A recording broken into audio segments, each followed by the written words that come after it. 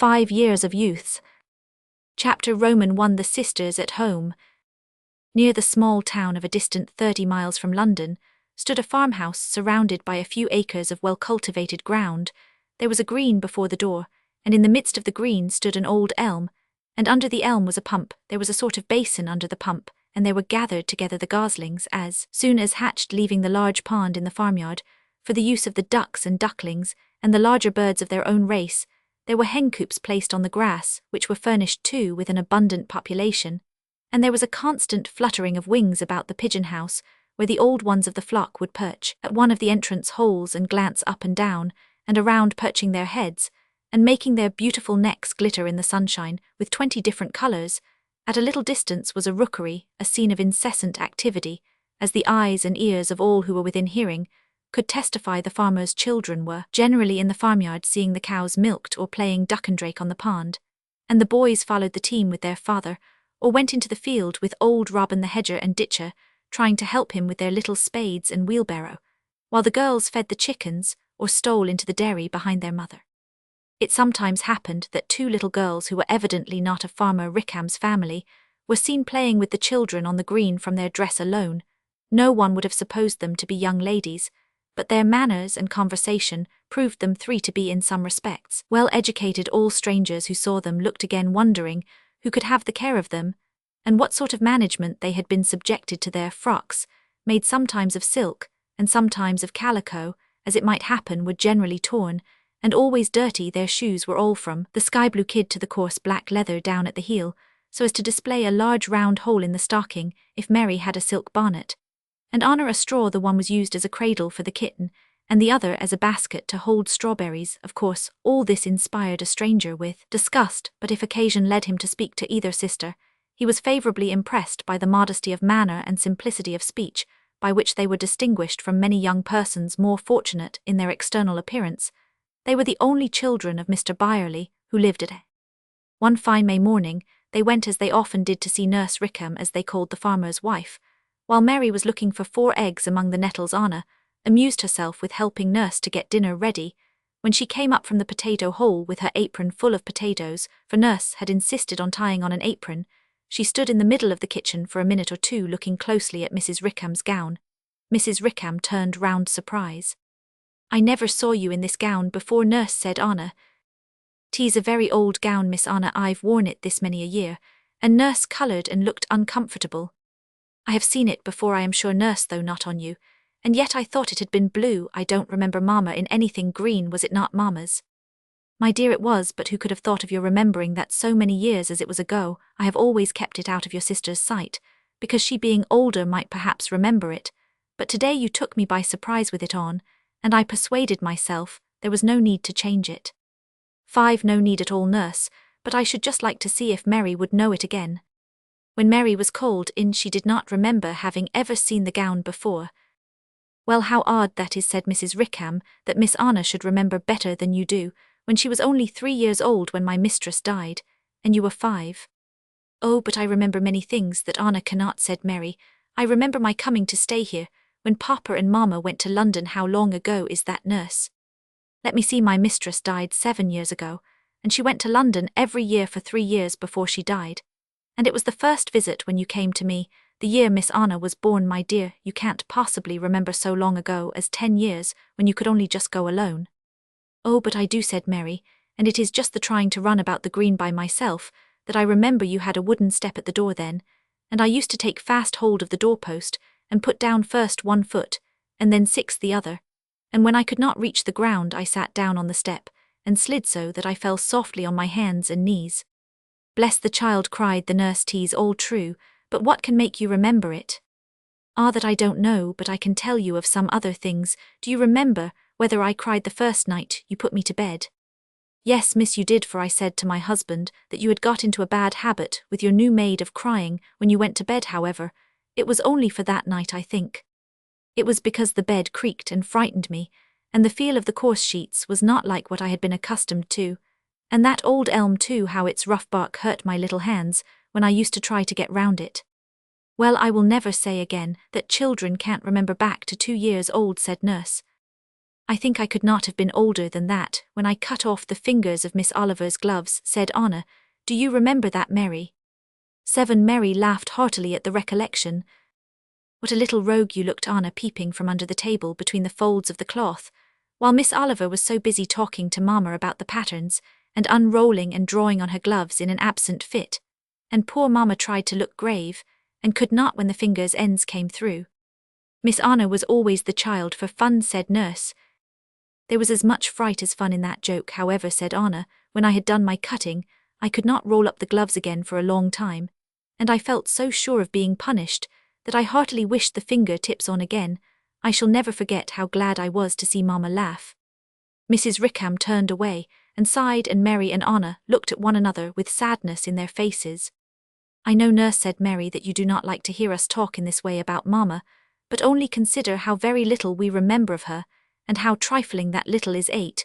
We only talk about it because we would not forget even this much.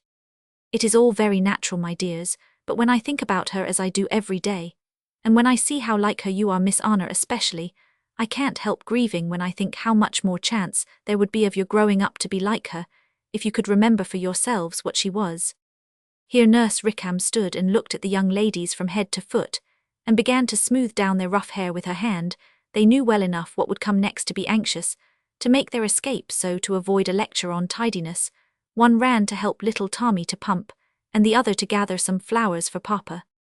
Mary had not finished gathering her flowers when the farmer came in to dinner, and when Tommy was called away from the pump to eat his dumpling, Anna thought it time to set about the recovery of her bonnet, which hung out of reach from the branches of the elm when she had used stick, rake, and pole to no purpose. 9. She climbed the tree far enough to be able to shake the bough on which the bonnet hung, and from which it presently fell into the pool in her haste down to snatch it out of the water before it should be wet through. She tore her frock skirt almost from top to bottom. Mary, Mary, cried she, running to the garden with her dripping hat in one hand and the terrible rent gathered up in the other. Can you give me some pins to make my frock tidy till we get home? Tidy, said Mary, laughing. Nurse will think it an odd sort of tidiness, but let us see what we can do. Please to wipe my bonnet then, while I pin up this great hole, and then let us go home directly. When they went to bid Nurse good-bye, she begged them to wait a few minutes if they could, as she wished to walk to the town with them. As soon as her husband should have dined, this delay gave Anna an opportunity of hanging up her bonnet and handkerchief to dry in the sun, so she stuck them on a bush, and amused herself 10 with watching the bees till Nurse was ready. It appeared that her errand was to their father's house, and her business with the young lady's maid, whom she blamed for allowing them to appear as they had come to the farm that morning. Everybody in Mr. Byerley's house knew that Nurse Rickham was privileged to say and do what she pleased when the young ladies were in question, and that she was as capable as anybody about them of deciding what it was proper for them to be and to do, and to wear. The maid therefore only justified herself by saying that the young ladies were more troublesome about their things than any children she ever had to wait upon, pleasant and good as they were in other matters, and that she thought they were really too old to need to have a servant to tell them always what to put on, though to be sure it made a great difference there, having no mother to teach them such things. Nobody knew, she said, how anxious she was to do what was proper for them, and as a proof, she would beg Mrs. Rickham's opinion about 11 some purchases she was going to make for them. It always grieved Mrs. Rickham that Mr. Byerley should have resisted the advice of all his friends in so important a point as the domestic education of his children. He was known to have so strong a prejudice against schools that no one thought of persuading him to place his daughters in one. Besides, his health was infirm, and his spirits variable, so that it would have been too hard upon him to have relinquished the society which alone could make his home cheerful to him. It appeared to all sensible people that the best plan would have been to have invited some respectable elderly lady to take up her abode with his daughters, and supply as far as might be that guidance which the best of fathers cannot afford. To this plan, however, as often as proposed, he refused to listen, declaring his determination to educate his daughters himself independently of all assistance, but that of masters for accomplishments. For such a task he was well qualified by high principle and extensive information, and by his full appreciation of what is valuable and beautiful. 12 In female character. But he had some eccentricities which were likely to impair the effects of his most earnest and judicious endeavours. He was also much engaged in public life, and had therefore less command of his time than was desirable on account of his children, who were allowed to dispose of their leisure more freely in his absence than was at all consistent with those habits of regular industry, which at their ages 10 and 12 ought to have been formed, and confirmed a great deal, was accomplished by means of the close application to which they were accustomed, while pursuing their studies in his presence, but much valuable time was wasted by bad management in his absence. Dinner waited long this day, as was often the case. Mr. Byerley was engaged in his study with a gentleman whom he was assisting to draw up resolutions for a public meeting. When he entered the dining-room, he saw his girls sitting close together, reading out of the same book so intently that they did not hear him approach. Standing behind them, and looking over their heads, he read aloud, "No fear lest dinner cool. 13I that was a dinner in a dinner, very unlike ours, which is probably cold by this time. Come, tea's very late." The girls, who had started and closed the book hastily at the sound of his voice, ran to take their places at the table. Mary remarked that her papa had not been out, if she might guess by his gown and slippers being still on, as at breakfast Anna supposed that it was because he wore his slippers that he had startled them, though they had been watching for him just before. Mary said, "Mr. Byerley, what made you shut your book in such a hurry when I put my head in between you?" "I hardly know," said Mary, "but I believe I was not quite sure whether you wished us to read Paradise Lost yet." "You might have known in a moment by asking." "Yes, but Mr. Wilkins was with you, and I knew you were busy, and the book was lying open, and we did not mean to read on, only we could not help it. 14, it has done you no harm, I dare say, my dears, and if it had, it would have been my fault for leaving such a book in your way. Would you like to see more of it?" "I like the little I read, Papa, but I do not know how I should like the whole." "The whole I should be sorry to be obliged to read all that," said Anna. "I like the arguments best." "Why are they called the arguments, Papa?" "Because by argument is properly meant a subject of thought. The argument of a poem is the subject, the story, and in Paradise Lost and most long poems, it is given in prose like a table of contents. I like getting at the story at once, instead of fishing it out from the poetry." "If the story is all you care about, you are very right," said her father, "but the story is the last thing people of taste think about in a fine poem." "Then Mary is a person of taste, I suppose, for she was in a great hurry to get to the grave part." 15, if she likes the grave part, she may go to it again," said Mr. Byerley. "She would not like it if she did not understand it, and the more she understands and relishes it, the more likely she is to become a woman of taste. But I have another argument to propose to you both. Did you ever hear me speak of Mrs. Fletcher of Southampton?" "Yes, Papa, you showed us a letter of hers once, you remember it, Anna?" "About her little girl that died. Oh yes, I remember that letter, and I want to see it again." "You shall, my dear, and you will soon see Mrs. Fletcher too. She is coming to stay with us for a few days." "Any body with her papas?" "Yes, her husband, of course, and perhaps 2 of her daughters. They come on Wednesday, so you must consult Mrs. Rickham how you are to make room for them all, and I am sure you will try to make their visit pleasant." Mary and Anna were troubled with no fears on the subject, for they were accustomed to receive their father's friends, and had never been 16 conscious of any awkwardness in doing so.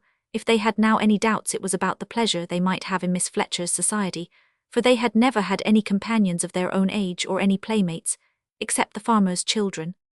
When their father called them into his study to repeat the lessons which had been omitted in the morning, Anna stretched herself and yawned preparatory to collecting her books and exercises.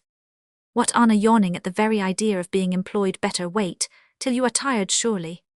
"I can stretch again. Then, Papa, I wonder whether you ever do. I never saw you, but I suppose you are tired sometimes like other people." "Very tired, my dear, and never more so than when you are rattling nonsense, instead of opening your books.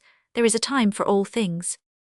It was now Anna's time for looking grave, and she read her page of Virgil as steadily as if she had been 10 years older. Nothing was heard in 17, the study, for the next 2 hours, but the single voice of the reader and the scratching pen of the writer. When the last school book was closed, the girls looked at their father. He pointed to the bookcase where the large Bible was placed, and while Mary took it down, Anna drew a seat to each side of her father's large study chair. They read and talked and read again, till the servant came to say that tea had been ready some time. Anna forgot her intention of yawning again. They never remembered having been weary of reading the Bible with their father, for he made them understand it clearly as far as they went. He talked, and encouraged them to talk freely on the 1,000 subjects which made religion interesting, and his voice was never so soft or his manner so tender as at those times. After tea, Mary, who saw that her father was troubled with headache, as was often the case, pointed to the field where the evening shadows were lengthening in the golden light of the setting sun, and asked him if a walk would not do him good. He was too tired to go out. He said 18, but he should like some music, which generally refreshed him more than anything, so he established himself on the sofa, and Mary, who played very well, opened her piano, and amused him, till it was quite dark before he dismissed his children for the night. He called Anna to sit on the low stool beside him. Our days fly away fast, Anna, do not they? Yes, Papa, but not so fast as I should like. I want to be older, that I may have more of my own way. You unreasonable child, people tell me I let you run wild already. What more do you want?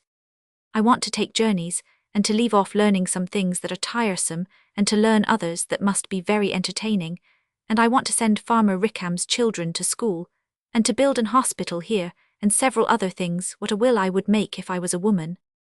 If you had anything to leave, I suppose, you mean, said her father, laughing. But 19, seriously, my dear, don't you think it as well that people should be taught to do no harm before they form grand schemes for doing good, and that they should learn to do good in a small way before they form plans too large for them to manage? Like Sally Benson and her bird. What was that? She thought she should like to help her brother's birds in building their nests. You know, he has 3 pairs in a very large cage, so she got them some moss that she thought better than what he had provided, and she went a great distance to get it, and she was a long time searching for a plant that she was told they would like to eat, and she watched and watched them, and was very busy trying to make them build, but oh, Papa. Well, what happened? Why, she frightened them so with putting her fingers between the wires that they would not make their nests properly, and she had got the wrong plant after all, and one of them died from eating it, and what was far worse, she forgot 20 all the time to feed her own canary, and she found it dead at the bottom of the cage one day. Aye, that is the way with young minds till they get experience, and I am afraid it would be the way with you if you had more of your own will, as you say. Why, Papa, what harm do you think I should do? Consider whether you do none already. Have you done nothing on this one day that can be hurtful to anybody? You need not tell me if you find you have, but satisfy yourself, that's all. I will tell you, however, Papa. I ran away. When Nurse was going to say something I did not wish to hear, I saw she looked vexed, and I am afraid little Kitty saw it too, and perhaps I have put it into her head to do the same. You must put a better behaviour into her head, as soon as you can. Then now try and recollect if you have done any good today. Anna thought some time and looked sad when she owned she could recollect nothing. 21. I am afraid you are hardly fit for building an hospital, yet Anna, said Mr. Byerley, however, to comfort you, I can assure you that you have done me some good today. You mean by making you forget your headache, but that was accident, so it does not suit what we were talking about, but I will try to make it better another time, for fear you should be the first person to go into my hospital when I build it. Mr. Byerley smiled as he kissed her and sent her to bed. Chapter Roman 2 Preparation. The next morning Mr. Byerley, who was a bad sleeper, was wakened very early by the murmur of voices from the next room, which was occupied by his daughters. Though the partition between the chambers was very slight, he was not usually disturbed by noise, for the girls were asleep before he retired to rest, and he arose as early as they in the morning now. However, he heard the never-ceasing sound of low tones from 4 o'clock till 6, but not a single word could he distinguish of all that was said. The girls could not be learning lessons, for it was Sunday morning, and as he heard no tread, he thought they could not have left their beds. They were evidently stirring. 23, however, as soon as he had rung his bell, and, from behind his blind, he saw them afterwards in the garden, not running or gathering flowers as usual, but in earnest consultation. They stood before a certain balcony, looking at it from all sides, and presently from all distances, for Mary would have walked backwards into the fish pond, if her sister had not caught hold of her. Then with each a bough they attempted to disperse the chickweed which had overspread the pond, and then they repaired to the arbour where the honeysuckle trailed on the ground, and a film of gossamer overspread the entrance. When they met their father at breakfast, they looked heated and exhausted. He told them there was no occasion to toil so hard, as he should give direction to John, the gardener, to put the garden and court in good order before the arrival of their expected guests. Part of their weighty business was taken off the girls' hands, but apparently no great deal, for they were found more than once that day in the little parlour, which opened upon the balcony, as eager in consultation as they had been before breakfast. This parlour was so 24 small that it might almost have been called a closet, but the balcony was larger than the room, and communicated so easily with it by means of a French window, that the deficiency of size was a small objection. The parlour would just contain Mr. Byerley, his daughters, and a tea table, and when they had guests with them, the balcony held the visitors and their host, and the green parlour the young tea-maker and her apparatus. It was a favourite place, the view from it being particularly pretty, and its retirement, complete the simple ornaments of the dwelling, were all collected there. Mary's hot plute, Anna's flower stands, and the precious picture of their mother. The room was so darkened by the colour of its furniture, by the roof of the balcony, and the creepers which hung thickly about it, that the picture conveyed no very distinct impression to strangers. Mr. Byerley, however, liked it better in this obscurity than in a fuller light. The girls had long been too familiar with its features not to feel as if they had been equally familiar with the original. While they were drinking tea in this place, 25 on the Sunday evening, of which I speak, Mr. Byerley told the girls that he was going in the morning to London to attend a public meeting, and that he should not return till the Tuesday night, or perhaps the Wednesday morning, but that he would take care to be at home. When their guests arrived, Mary asked what should be done for their entertainment, for she thought the house must be very dull to strangers. Her father thought not, as their friends came to see and talk with friends, and not to see sights and be entertained, as they might be in the house of any stranger. Mary knew her father's dislike of bustle, and of any interruption of his daily plans, which was not caused by public business, but she felt quite sure that Mr. and Mrs. Fletcher and their daughters would enjoy seeing more of the pretty country near than could be brought within the limits of a walk, and she therefore pressed the point. You shall have no trouble, Papa, but just to get on your horse and go with us. Where, my dear? I will go to the world's end if you show me that it will do any good, but you know I dislike frolicking. 26. It will do a great deal of good to make Mrs. Fletcher admire Audley Bridge and the castle, and you need not call it frolicking, but only a morning's ride. A morning's ride stretched out till near midnight. Think of the distance, my dear. Suppose it should be past midnight, said Anna. It would still be a morning's ride. We will be home as early as you please, Papa, if we can but set out early enough, and we have planned it all so completely. Well, don't talk to me any more about it, but settle it all your own way. I have no time for such nonsense. So saying, Mr. Byerley took out of his pocket his list of resolutions for the public meeting, and began to read very attentively. He soon seemed sorry, however, for his hastiness, for he folded up his paper, drew his girls to him, and put an arm round each of them as they stood. I hope, my dears, said he, that your heads have not been quite full of these little plans all this day. No, Papa, not quite full, not at church time. 27. Nor while Tommy Rickham was saying his lessons, but yet. Are you quite sure what you were thinking of when Tommy was reading? Asked Anna. Did you make no mistake that you remember? Mistake? What mistake? When he was reading about little Will's giving all he had to the old beggar, he stopped at the word penny, and you told him it was pony. The little fellow stared, and I dare say he wondered how little Will could toss his pony into the old man's hat. I must have been thinking of the pony you are to ride, but you should have told me. I set it right with Tommy afterwards, but I did not want to make Kitty laugh, so I let it pass at the time.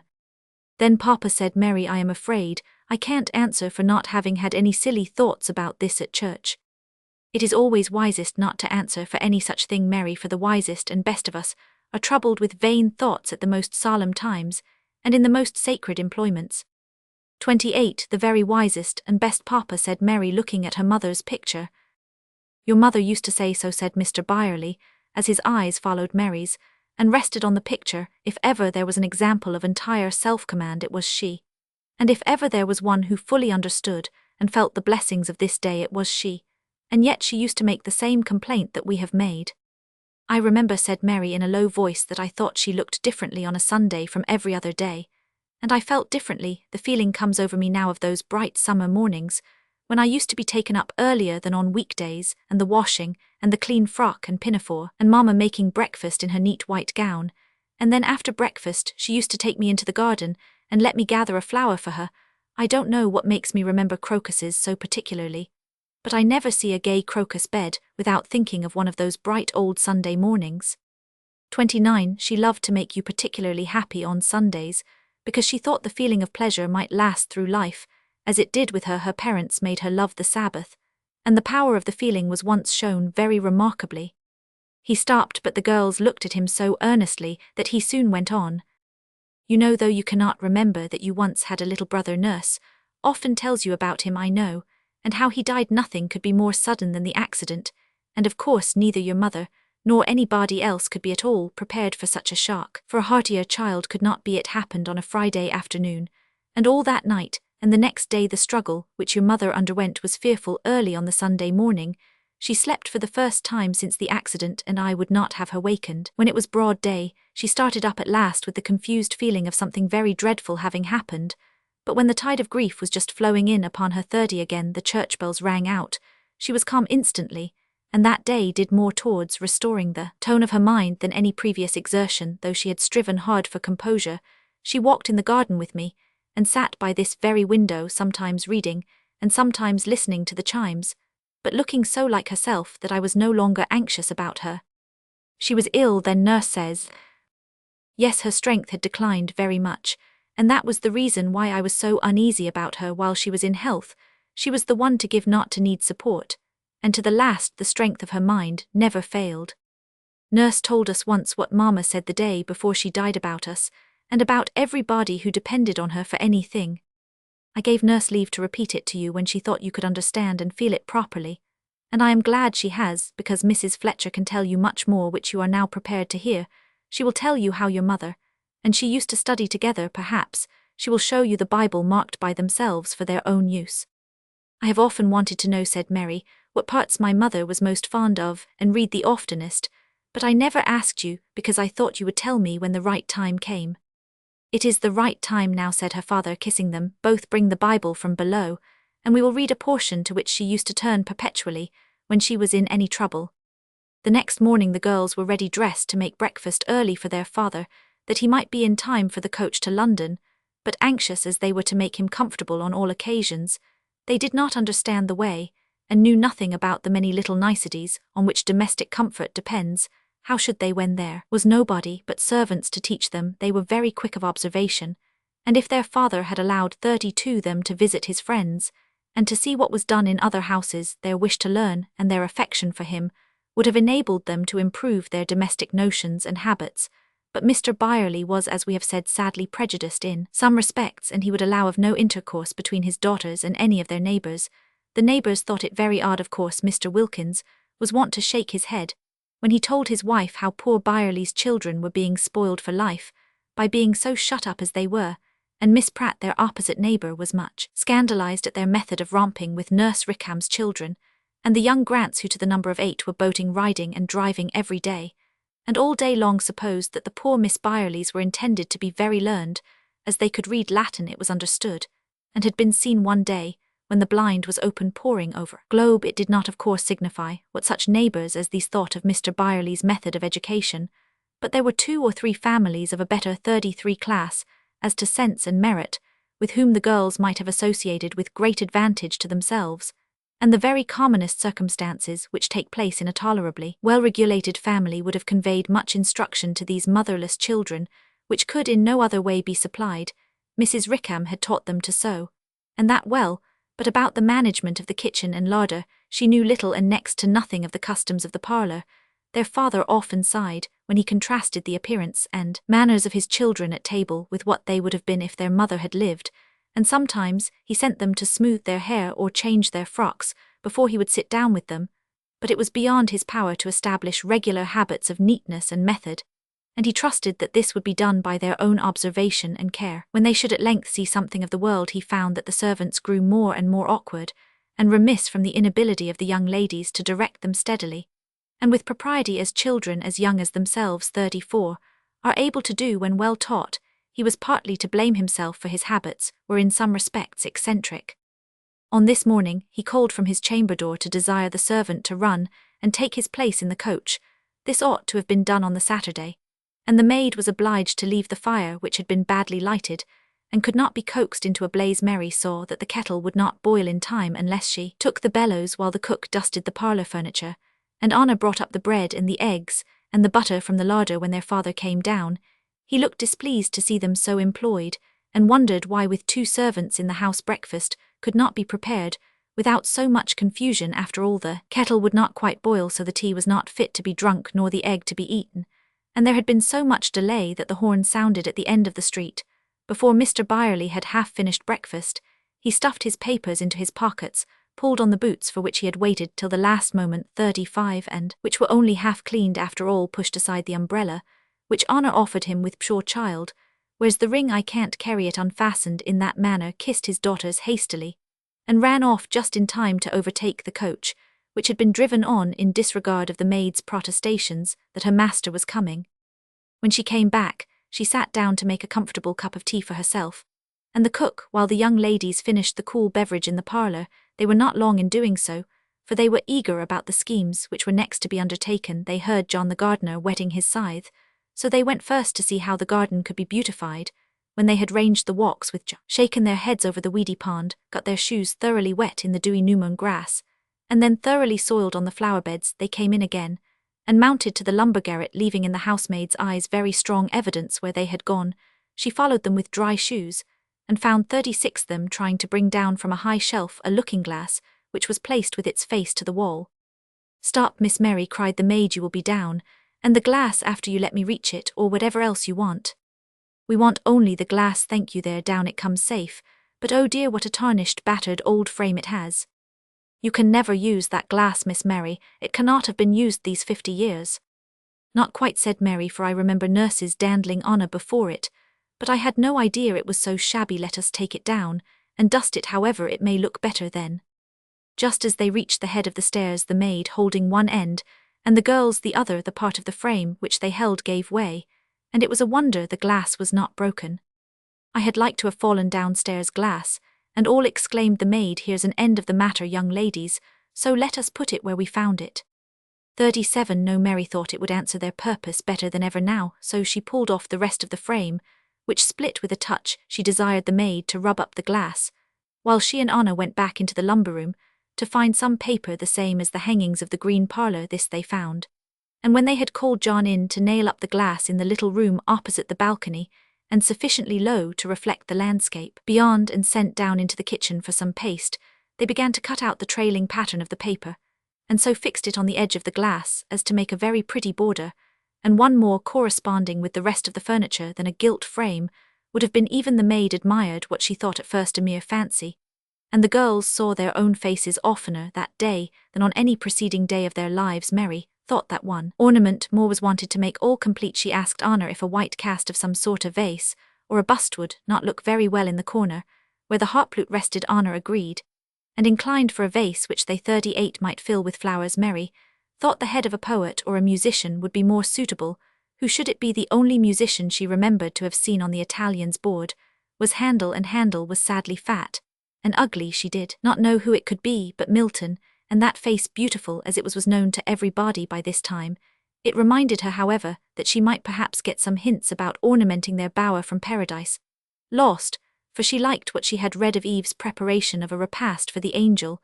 So, while Honor ran to the window to watch for the Italian with his image board, who was sure to pass, Mary settled herself in the balcony to read about Paradise. As soon as she was fairly lost to all outward things, and present only with Adam and Eve, seeing how, raised of grassy turf, their table was, and mossy seats had round, she was roused by somebody standing before 39 her. It was Mrs. Rickham, who came to ask something about clean sheets for the best bed. "Clean sheets," exclaimed Mary. "Oh, ask Honor to give Susan the keys, and then you can find what you want." "Very well, miss, but there wants a new ewer and basin for the room the young ladies are to have, and I doubt if there are towels enough." "We will see about that tomorrow, nurse. I must make this room complete now I am about it." "Perhaps that will do as well tomorrow, Miss Mary, if indeed it wants anything more, but the first thing to be done is to make the sleeping rooms comfortable, and to see what condition your frocks are in, miss." This was too true to be denied, so Mary left her book in the balcony till her provision for the comforts of her guests should leave her at leisure to plan luxuries for them.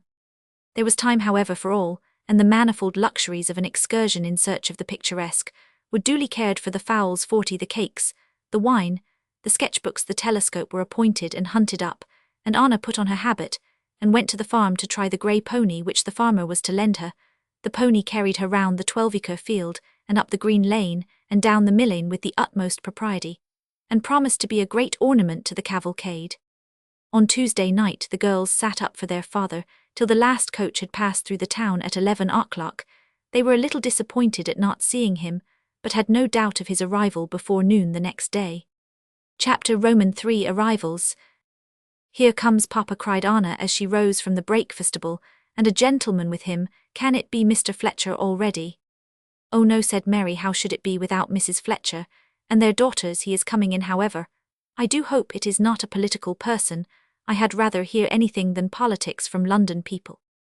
Anna agreed that they had quite enough of politics every day of their lives. Without hearing more from strangers, when their new guest entered the room, Mr. Byerley introduced him to his daughters as Signor Casimiro Elvi. He did not at all answer to Mary and Anna's notions of a politician, as they assured one another 42, by a glance of congratulation. If he had been 25 years younger, he might have been taken for a poet. And though he was too old for that, he might well be supposed a great man of some kind or other, for he had a profusion of black hair curling back from his prominent forehead, in a manner which is uncommon among Englishmen. His countenance was bright with intelligence, but mild and sometimes deeply melancholy. The girls answered his greetings, which were those of a foreigner, with much respect, and while they prepared a fresh breakfast, wondered what topics of conversation would succeed the usual hopes and fears about fatigue and invitations to eat and drink. "As we were saying, sir," observed their father at length, "if we cannot induce the minister to regard public opinion when it is so plainly expressed, as in this case, what is to be done, but to petition and petition again, till the House forces the matter upon his attention?" To the great disappointment of the girls, the Italian gentleman listened not only with politeness, but with eager interest, and replied with 43 such animated volubility, as to leave no doubt of his being a politician. After all, they could not make out much of what he said, though they understood French very well, but his rapid utterance did not prevent their discovering that he spoke of the ruin of his own country, as owing to the obstinate disregard which a despotic government had shown to the interests of the people, and the establishment at length of a military government, to the destruction of all freedom and peace. Anna was soon tired of stretching her attention to listen to what did not interest her to hear, and she therefore slipped out of the room. Mary was obliged to remain to pour out the tea, and presently, as soon as there was a sufficient pause, Signor Elvi addressed her in French, which it appeared he always spoke, though he understood English pretty well. Mary liked all he said, and he gave so entertaining an account of his late perilous journey across the continent that she was quite sorry when her father refused a fourth cup of tea, and it became necessary to offer to the Signor the refreshment of his own apartment. 44. She ran to find her sister, and relate all that she had heard. The story was interspersed with many remarks on Signor Elvi, and many conjectures respecting his rank and circumstances, which excited Anna's active imagination to an unusual degree, and by the time Mr. Fletcher's carriage drove up to the door, her mind was so occupied with the adventures of the Italian gentleman that she could think of nothing else. Mary looked anxiously to see if there were any young faces in the carriage. That the Miss Fletchers were there was evidence in the straw bonnets and pink ribbons, which appeared when the glass was let down, and the young ladies had no sooner alighted than Mary and Anna had decided that they might become very charming companions, and perhaps friends for life. Even Mr. Byerley wished that the appearance of his daughters was equally prepossessing, both as to countenance and dress. Mr. Fletcher was as remarkably decided in manner and abrupt in speech as his lady was soft, and Roman 1449. It seemed as if he was somewhat out of patience with the tone of sentiment which 45 distinguished his wife's conversation, and had therefore run into the other extreme. His daughters, who much resembled their mother, stood so much in awe of him that they spoke as little as possible in his presence, so that he probably knew much less about what was in their minds than many comparative strangers, but he concluded them to be weak and romantic, as he was pleased to say women in general were, and by thus concluding he adopted the most likely method of rendering them so. The Byerleys, of course, knew nothing of all this, and as they were in the habit of opening their minds freely to their father, they were very slow in making the discovery that a similar degree of confidence did not prevail in all families. Soon after their arrival, Anna was sitting near Mr. Fletcher and his daughter Selina, who appeared about her own age. Amidst the many enquiries which she made of Selina about the journey and other subjects of discourse, she looked perpetually to the door in hopes that Signor Elvi would enter.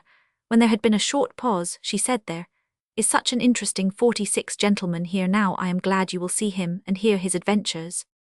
"Adventures," said Selina. "Oh, what adventures!" "Oh, so interesting. He had to fly for his life, and to put on a disguise, and he has been shipwrecked." "Delightful. Did he tell you about it himself?"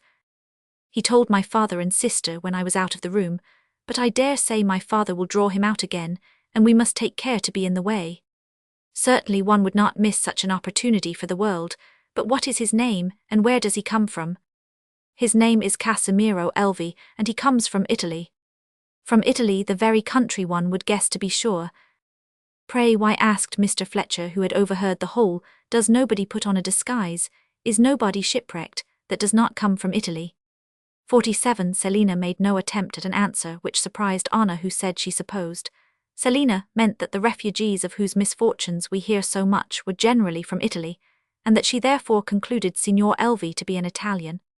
Find out what she means if you can, said Mr. Fletcher, as he turned his back upon them both. Tell me the rest when we go to take off our bonnets, said Selina in a whisper.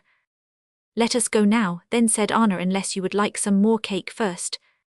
Selina refused the cake, and they moved towards the door, but as Anna put her hand on the lock, Signor Elvi entered. The girls delayed a moment to see how gracefully he paid his respects to the strangers, and then, looking at one another for consent, they returned to their seats.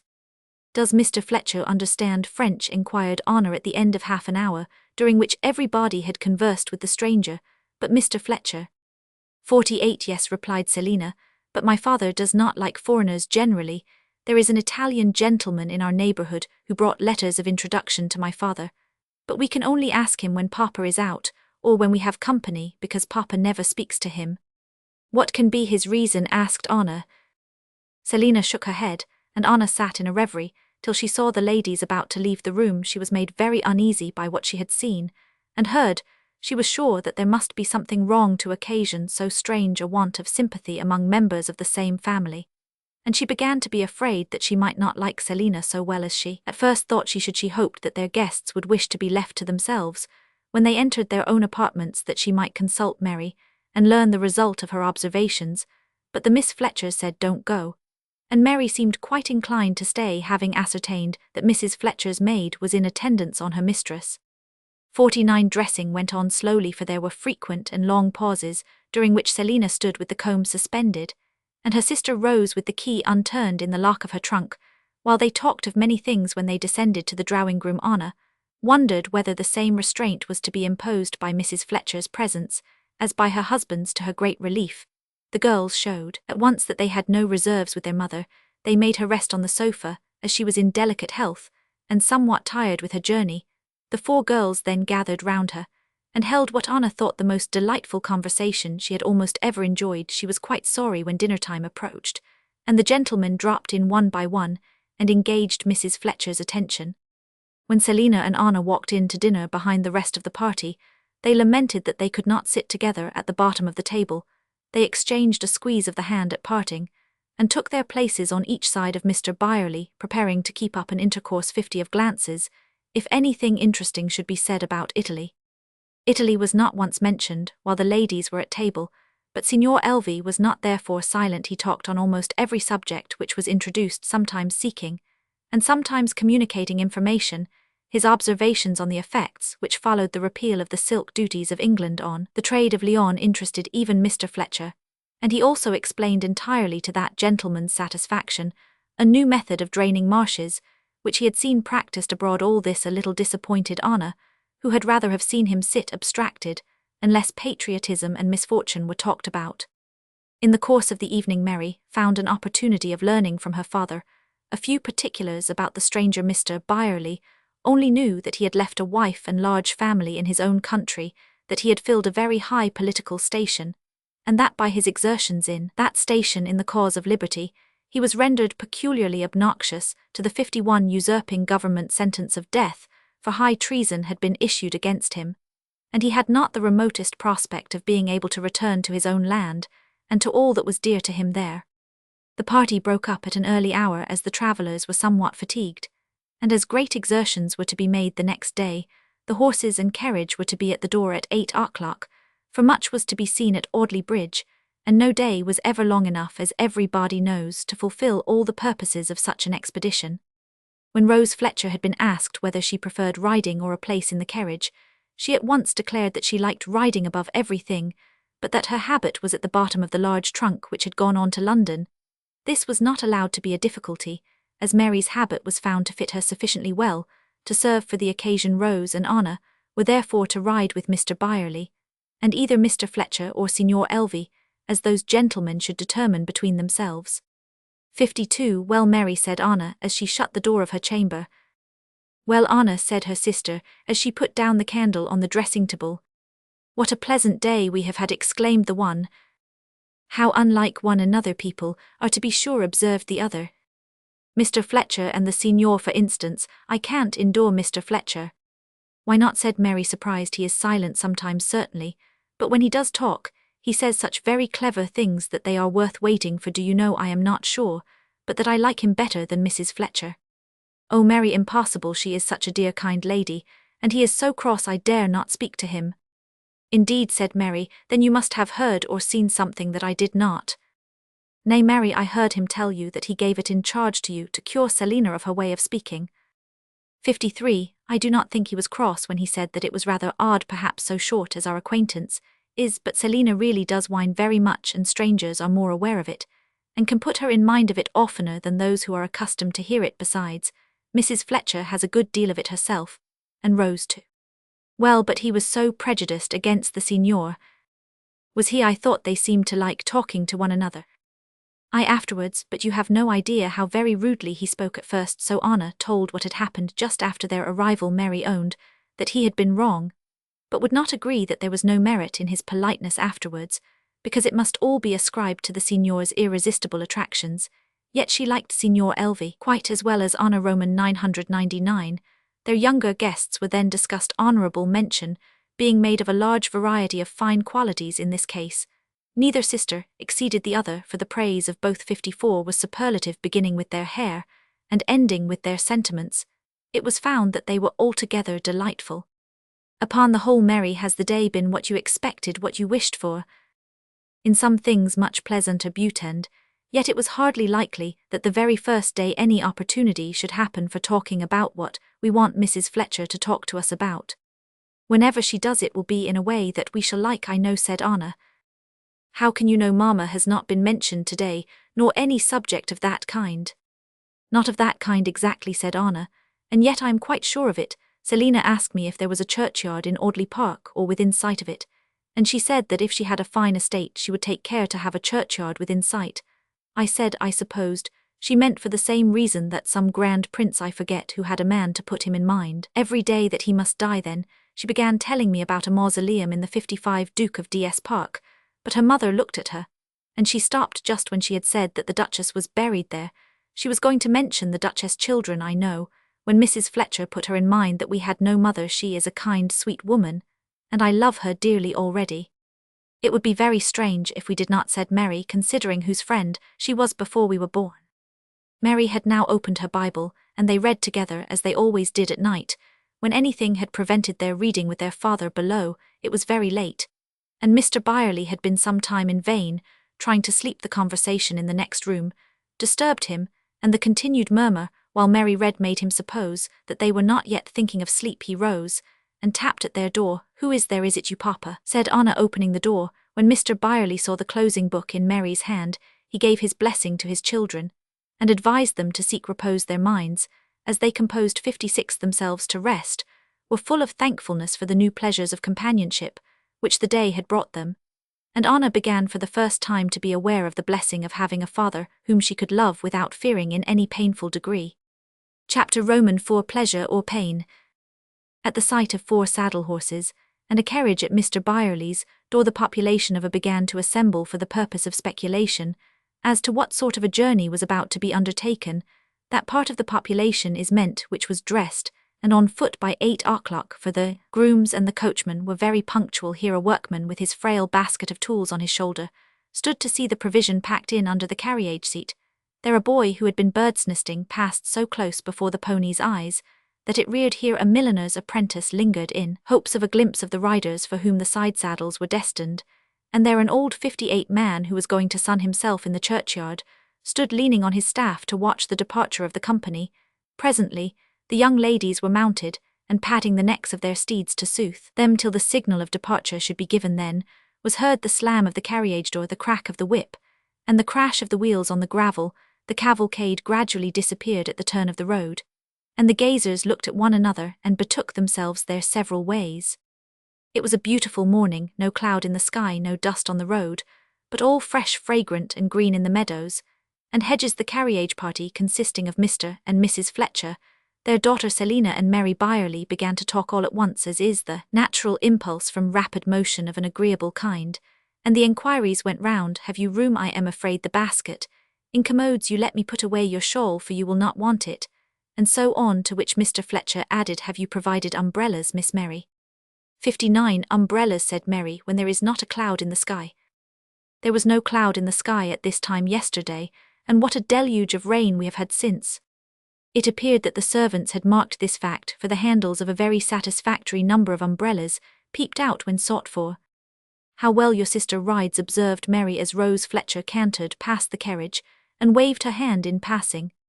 "Where can Anna be? She cannot have passed without our seeing her," said Selina, standing up to look before and behind, far, very far behind, not cantering, nor apparently dreaming of cantering, was Anna pacing soberly side by side with Signor Elvi, either talking or listening very earnestly. "Oh, look, look," cried Selina, "they have forgotten everything, but what they are talking about. I wonder whether he is telling her about his poor wife and children, or about his beautiful estate that he will never see again," said Mary. 60 or about the dear friend he was obliged to leave in prison, added Selina. "Sit down, Selina," said her father in a voice which silenced her. After a long pause, Mrs. Fletcher began to talk with Mary about various trifles, but the conversation was far from amusing, till Mr. Fletcher, after a long yawn, took a book from his pocket and began to read very attentively. Then the two young heads met under one parasol and carried on a busy talk with low voices, and much care to avoid attracting the notice of the reader room was presently made for Mrs. Fletcher's companionship, and then the girls forgot to wish the gentleman away, except when a finger was held up to say hush. It was observed at length that Mr. Fletcher had ceased to read. The book was not laid aside, but closed with a finger between the leaves. While he looked over the side of the carriage, the 3 bonnets emerged from beneath the parasol, and everybody cried, "How beautiful!" "I was wondering," said Mr. Fletcher, 61, laughing, "whether you would actually pass by this view without looking about you." "You would not have allowed us, surely, sir," said Mary. "Nay, no doubt your fine imaginations were furnishing you with something much more beautiful than anything vulgar eyes can look upon." Mary, young as she was and modest as became her youth, was little daunted by Mr. Fletcher's rough manner and speech. It was probably because she was more humble than Selina that she was less mortified by any rebuke or sign of contempt. Selina's silence was not that of humility. If not allowed to be sentimental in speech, she did not change her style of conversation, but indulged her dreams of the imagination in silence, while her very silence expressed that she did not think her father worthy to sympathize in her pleasures. Mrs. Fletcher never interfered between them, or attempted to make her husband and children understand one another better. She was very timid, rather indolent, and somewhat inclined to be sentimental, though not 62 in the childish way in which she encouraged her daughters to be so. "This place is very much altered within a few years. I should scarcely have known it again," said Mr. Fletcher to himself, as they passed a gentleman's estate. "Yes," said Mary, "even I can remember the time when there were no cornfields, where they now stretch almost as far as we can see." "This was all common, was it not?" said Mr. Fletcher.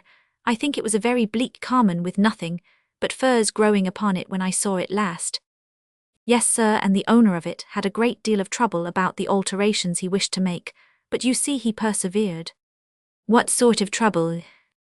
"The poor people were discontented when their cows were not allowed to graze, and when they could not cut their turf on the common any longer." "Well, do not you think it was very hard upon them?" "I dare say it was at first, but Papa says it 63 is much better worth while to grow corn enough to maintain a great many men than only grass enough for a few cows."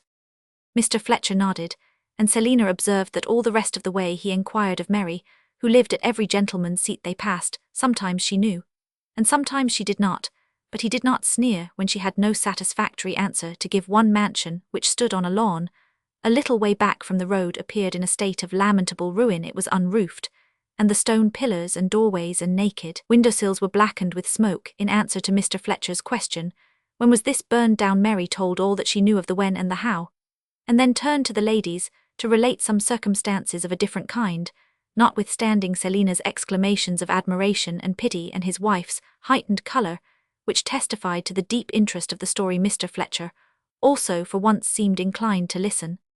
What was that?" said he, after leaning forwards in vain to hear. 64 I was telling what happened at the fire," said Mary. "There was a poor old man in the house at the time who had arrived only the day before to see Colonel Osborne.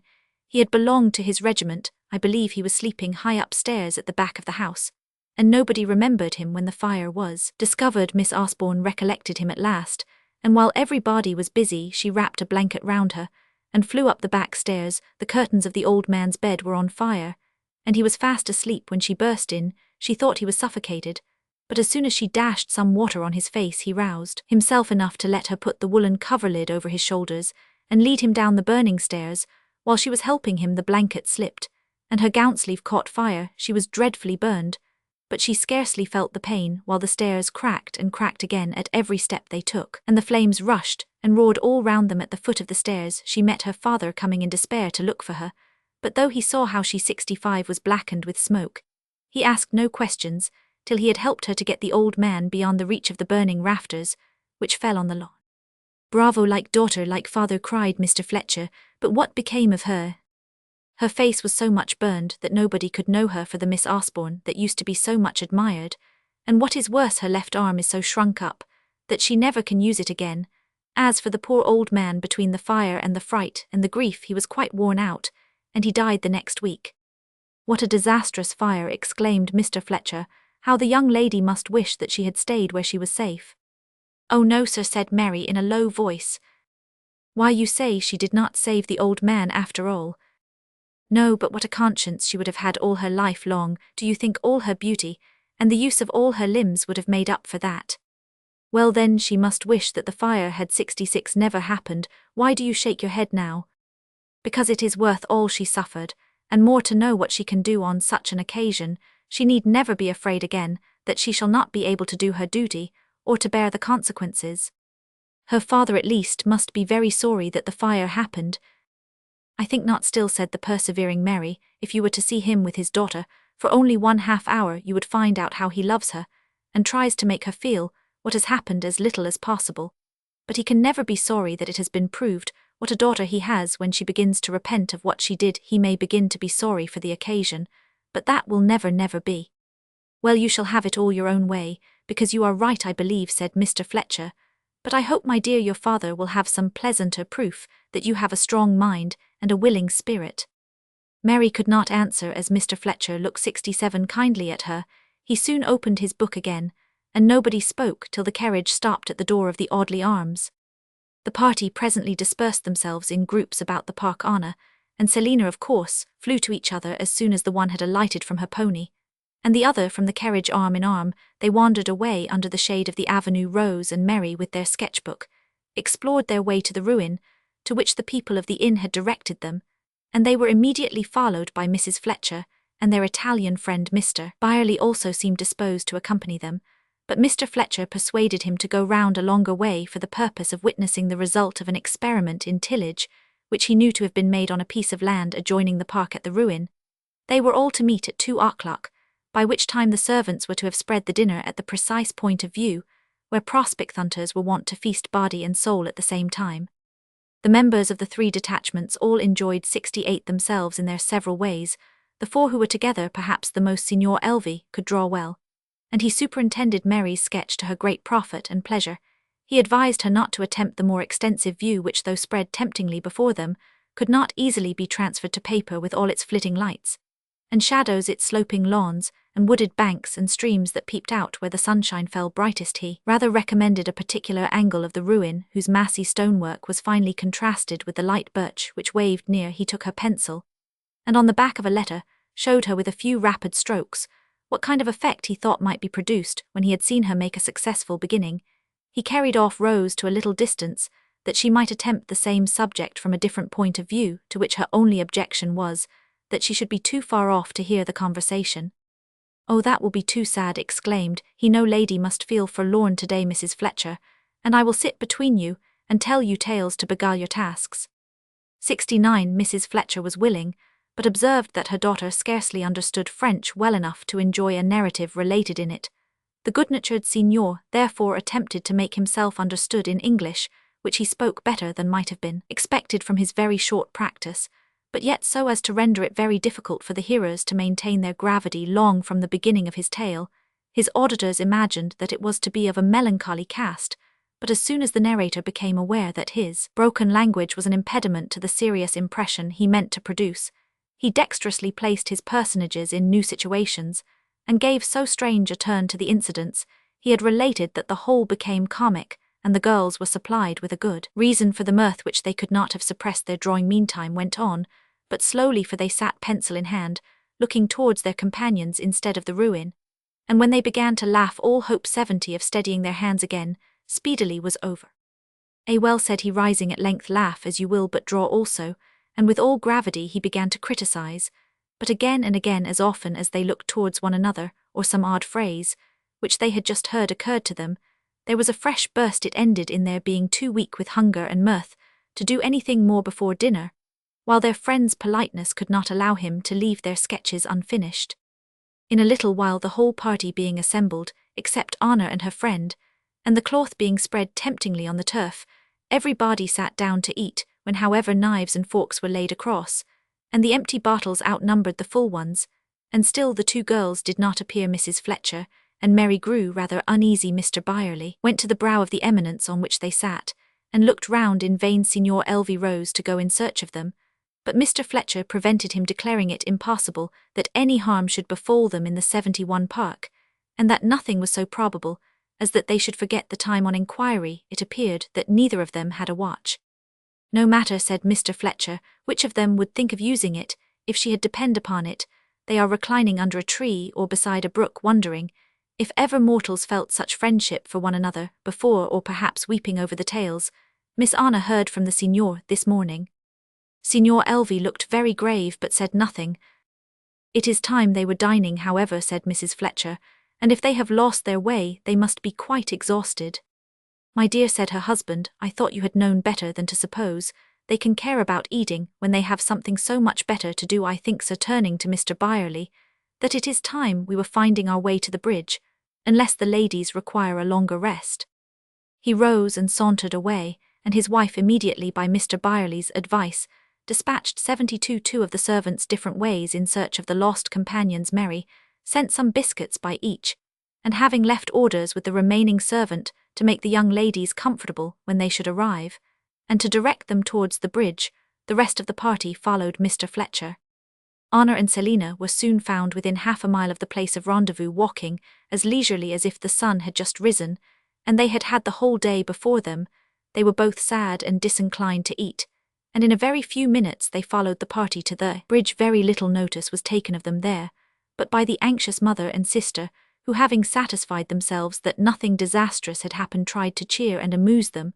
But they were still silent and sad. They saw, like everybody else, how majestically the river wound round the bases of the hills, now darkened by overhanging thickets, now gleaming as a flood of light fell upon a reach of it, now sweeping by the terrace of a lordly mansion, and now bending round the promontory on which was a single 73 cottage with its one willow dipping into the water. They saw, like everyone else, how the far distant city rose to shut in the view at the further limit of the valley, and like everyone else they listened to the many sounds which came from far and near. The chapel clock in the park was heard to strike. The creaking wagon with the jingling harness of the team came down the steep slope from the farms. The laps of the river under the arches of the bridge gave out a never-ceasing sound, and the cawing of the rooks as they sailed round the tree-tops suited well with it. The merry voices of children came from behind the laurel hedge, which separated the parsonage from the road. Anna and her friend saw, heard, and felt the beauty of all this, but it seemed to them a melancholy beauty, because their minds were melancholy. It grated upon their feelings to hear any observations made on the scene before them, and when Mr. Fletcher laughed loudly, they left the balustrades of the bridge through which they had been gazing and went down to find a seat on the sloping bank, where they might sit with their feet 74 touching the brink of the river. Mrs. Fletcher followed, and as soon as the girls perceived her, they ran to take each an arm. She soon discovered what was in their minds, and Anna could not have desired a more ready listener to the tale of sorrow which she had heard that morning, and which had affected her very deeply. Did you see, Anna, said Selina, how he turned to listen when the children in the parsonage garden shouted at their play? Oh yes, replied Anna, and he says it gives him pleasure to see us and talk to us, because he can think of his own daughters all the time, what charming girls they must be, and just our age, Selina. I wish we could make ourselves so like them that we could comfort him better than we can do now. We must be very unlike them, I am sure, Selina, for he says they are very gay and lively. I always thought you had been so, Anna, said Mrs. Fletcher on a side, and replied that she was merry when she had nothing to make her sad. 75, but my love, said Mrs. Fletcher, you must endeavour not to give way so much. You must take the Signor himself for an example there. If you had seen him 2 hours ago, you would scarcely believe that he had ever felt melancholy in his life. Selina and Anna were both rather dismayed when they heard of their foreign friend's genius for comic narrative. How could he forget so soon, thought they. Mrs. Fletcher was surprised that he should have told his domestic tale to one so young as Anna, but it appeared all very natural when she explained how it happened he spoke of the young ladies of Italy as the subject which he thought would most interest his companion. This led to some mention of his own children, and as there was a full share of curiosity in Anna, and an interest and sympathy far more engaging than curiosity, he had gone on to tell one circumstance after another, till she had heard enough to fill her whole soul with admiration, and pity. Her feelings were strong, and she had never tried to restrain them, and as this was the first time, 76, she had ever heard so sad a tale from the actual sufferer, and that sufferer was peculiarly interesting and amiable, she was in danger of being more strongly excited than her health and spirits would bear. If she had had a judicious friend at hand, to have directed her feelings aright, she might have derived much benefit from the new views of human suffering, which were now open to her. But this was not the case. Mrs. Fletcher seemed in the education of her own daughters quite unaware that a feeling innocent or amiable in itself may be indulged to an injurious excess on the present occasion. She was delighted to witness in Anna indications of the sensibility she had loved in her mother, and though she did not exactly tell her so in words, she made her understand it by kissing her, and whispering how she loved to be reminded of her early friend, whose congeniality of feeling with her own was perfect. This led to a long conversation, which at some other time would have been as useful as it was delightful to Anna by softening her heart and exercising her tenderest affections. Just now, however, when her heart was already melting, 77, and her imagination highly excited, this further stimulus was not only needless but very hurtful, and the youthful mind, which should have been this day open to enjoyment, was tormented with tender sufferings, and weakened by a melancholy which it had never experienced before. Some of the natural evil consequences followed immediately. Mr. Byerley, seeing traces of tears on his daughter's cheeks, and thinking them particularly ill-timed, was provoked to speak hastily to her. Anna was seldom or never known to be sullen, but today she was sunk below all power of instant recovery, and her temper gave way at the first irritation. Mary gave her an affectionate hint to try to be cheerful, but for once she received a pettish answer. The Signor himself was not quite in her good graces, for he was disposed to be agreeable. He sang, and his song was indeed plaintive as she could wish, but long before she had recovered it, and while his tones of deep feeling yet thrilled in her heart, he was talking with her father as if nothing had happened. The pleasures of the ramble through the park on the return of the party to the inn were 78 lost on her, and the amusing bustle of departure was also unheeded. But horse exercise is so exhilarating as to lighten the deepest depression, as even Anna found when they had left behind the melting sunlights on the woods, and when the cool evening breeze blew in their faces as they crossed a heath in the twilight. She willingly obeyed her father's signal to hasten on, shook the bridle urged on the race, and for a time forgot her sensibilities. Everybody was tired, dull and sleepy when the carriage stopped at Mr. Byerley's door. Nobody relished the candlelight, no lady wished for supper, or refused to retire when the gentlemen had dispatched their sandwiches. When Mrs. Fletcher had bade her children good night upstairs, it appeared that the young folks were pairing off according to a new arrangement. Mary and Rose, Anna and Selina. "My loves, it really makes me uneasy," expostulated Mrs. Fletcher. "You will talk half the night, I know, tired to death as you are." "No, mamma, we will not indeed." "Then what is the use of being together if 79 you do not talk? Do be persuaded. I can trust your sisters to take care of you, but you two will wear each other out." A repeated promise, however, won her consent. They kept their promise, having kissed with melancholy smiles, and promised each other never to forget this never-to-be-forgotten day. They lost all remembrance of it, and of everything else in sleep. Chapter Roman 5. Friendship not always bliss.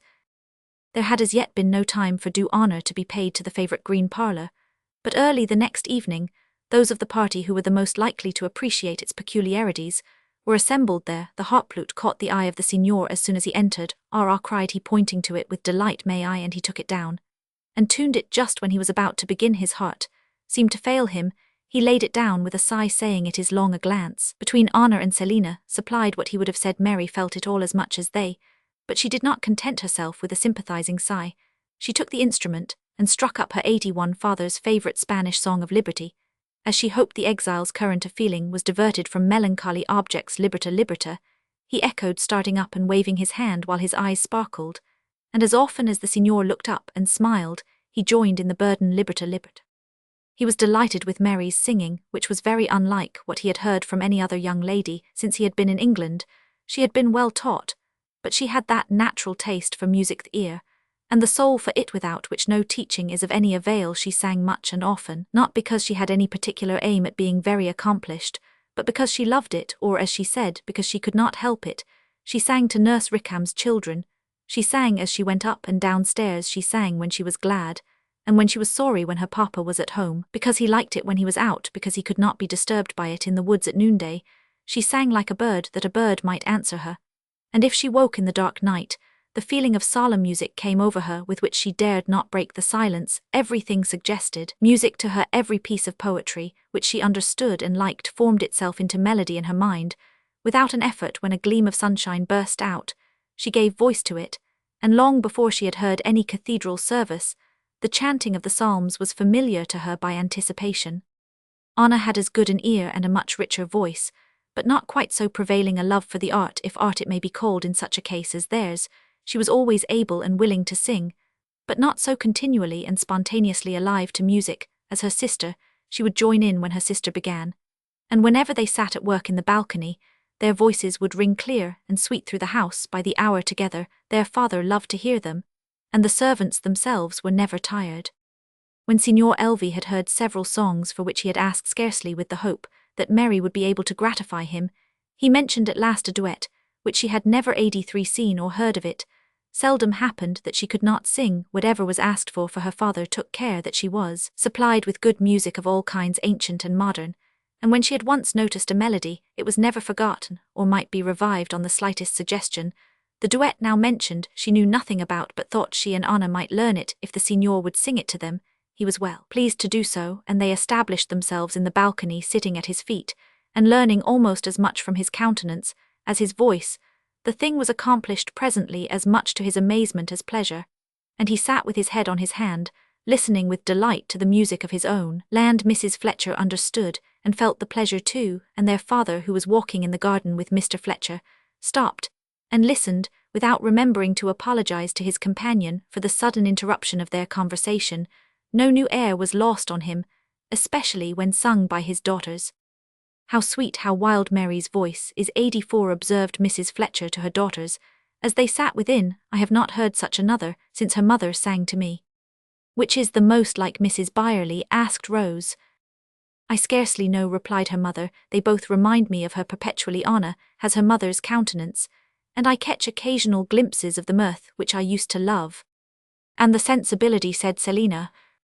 "Mary has the sensibility to an equal degree." "Oh, mamma, no. I discover as great a depth of feeling in Mary as in Anna, with a stronger judgment. Yes, Mary is the most like her mother. They are charming companions for you, my dears, in most respects, and I am very glad you have met." "In most respects," repeated Selina. "In every respect. They are everything that is dear and delightful." "Take care, my little enthusiast," said her mother, laying one hand on Selina's shoulder, 85, and pointing with the other to the balcony. "Look at your friends now, and tell me if you would like to make exactly such an appearance." Selina saw that Mary's hair, disordered and out of curl, hung in a very slovenly way about her face, and that Anna's silk frock was stained from top to bottom with something which had been thrown over it. "Oh, mamma," exclaimed Selina, "how can you expect them to be quite neat and handy when they have no mother to teach them?" "I do not expect it, my dear. I only point out to you that they are not quite perfect. If we could carry them away with us, I think we might soon correct these bad habits, and they in their turn might improve you in some things of more importance." Rose and her sister besought Mrs. Fletcher to try to induce Mr. Byerley to part with them for a while, and as Mr. Fletcher had himself proposed it, believing that Mary would be a valuable companion to Rose, it was agreed that 86 Mr. Byerley's consent should be asked without delay. While this matter was under consideration, Mr. Byerley entered and seated himself by Mrs. Fletcher. The girls presently withdrew. "Can you guess what we were talking of when you came?" said Mrs. Fletcher. "Your countenance tells me," replied Mr. Byerley, nodding towards the balcony. "There is much to be said on that subject, my dear madam, and I do assure you that the best kindness you can show us all is to tell me truly and exactly what impression my poor motherless girls have made upon you." "I will do so with the greatest pleasure," replied Mrs. Fletcher, smiling, "for the impression is very much like what I know you wish it to be." And while she praised, the father listened with pleased attention. "I have tried to make them good," he said, when there was a pause. "They are affectionate, and they are simple. There is little in their conduct to myself which I wish otherwise, and no sisters were ever more attached to one another 87 than they, but there is much which wants correction, and more evil in prospect, I am afraid." "Their personal habits want correction, I grant without dispute," replied Mrs. Fletcher, "and I have a plan to propose for that purpose, but what further evil is in prospect I do not see." "An evil of much greater magnitude than their sad external habits, which however are grievous enough," replied their father. "You know my hatred of all schools, and of the usual method of female education." "Oh yes," said Mrs. Fletcher, smiling, "your prejudices on that subject are completely identified with yourself. The reason of that hatred, which may have some prejudice mixed up with it, is that almost all the women whom I have known to have much feeling have been victims to feeling it. Seems to me that through some grand error in education women become either unfeeling or sentimental, given either to levity or romance." 88 "I cannot agree with you at all," said Mrs. Fletcher, "and I am very sure you have been unfortunate in your experience of female society, or that one beautiful example of sobriety and depth of feeling united has made you imagine that the method of education adopted in that particular case must be the only good one. I have indeed wished that my girls should be placed as nearly as possible in the circumstances which made their mother what she was, but I begin to have my fears. Their minds are in some respects too forward for their age, their imaginations are growing too fast." "If you think so of your own children," said Mrs. Fletcher, "what must be your opinion of mine?" "I judge in no case but that in which I am most nearly concerned," replied Mr. Byerley. "How your daughters act and feel I pretend not to know, and if I knew I should not interfere with criticisms or advice. But as to my own girls, I have seen Mary often lately so absorbed in her book of poetry, or in a reverie, that it is difficult to recall her attention to necessary 89 things, and Anna's red eyes and melancholy countenance have really distressed me the last 2 days." "I am sure their feelings are of a most amiable kind," said Mrs. Fletcher, "and such as I would not repress for the world." "Amiable, I grant, and natural," replied the father, "but I think they come too early, and that there is too much of them. Nobody values more than I do the lofty and deep emotion, which prompts to the most vigorous and benevolent action, but feeling of this kind cannot subsist in the mind in mature years, if an excessive sensibility be allowed early and idly to excite the imagination. If Anna's compassion for Signor Elvis' misfortunes could lead her to active exertions on behalf of him and his family, let her pity him as much as she will. But as she can do nothing and tries to do nothing, I am afraid of the consequences of so many sighs and tears, natural and amiable as they may be in themselves."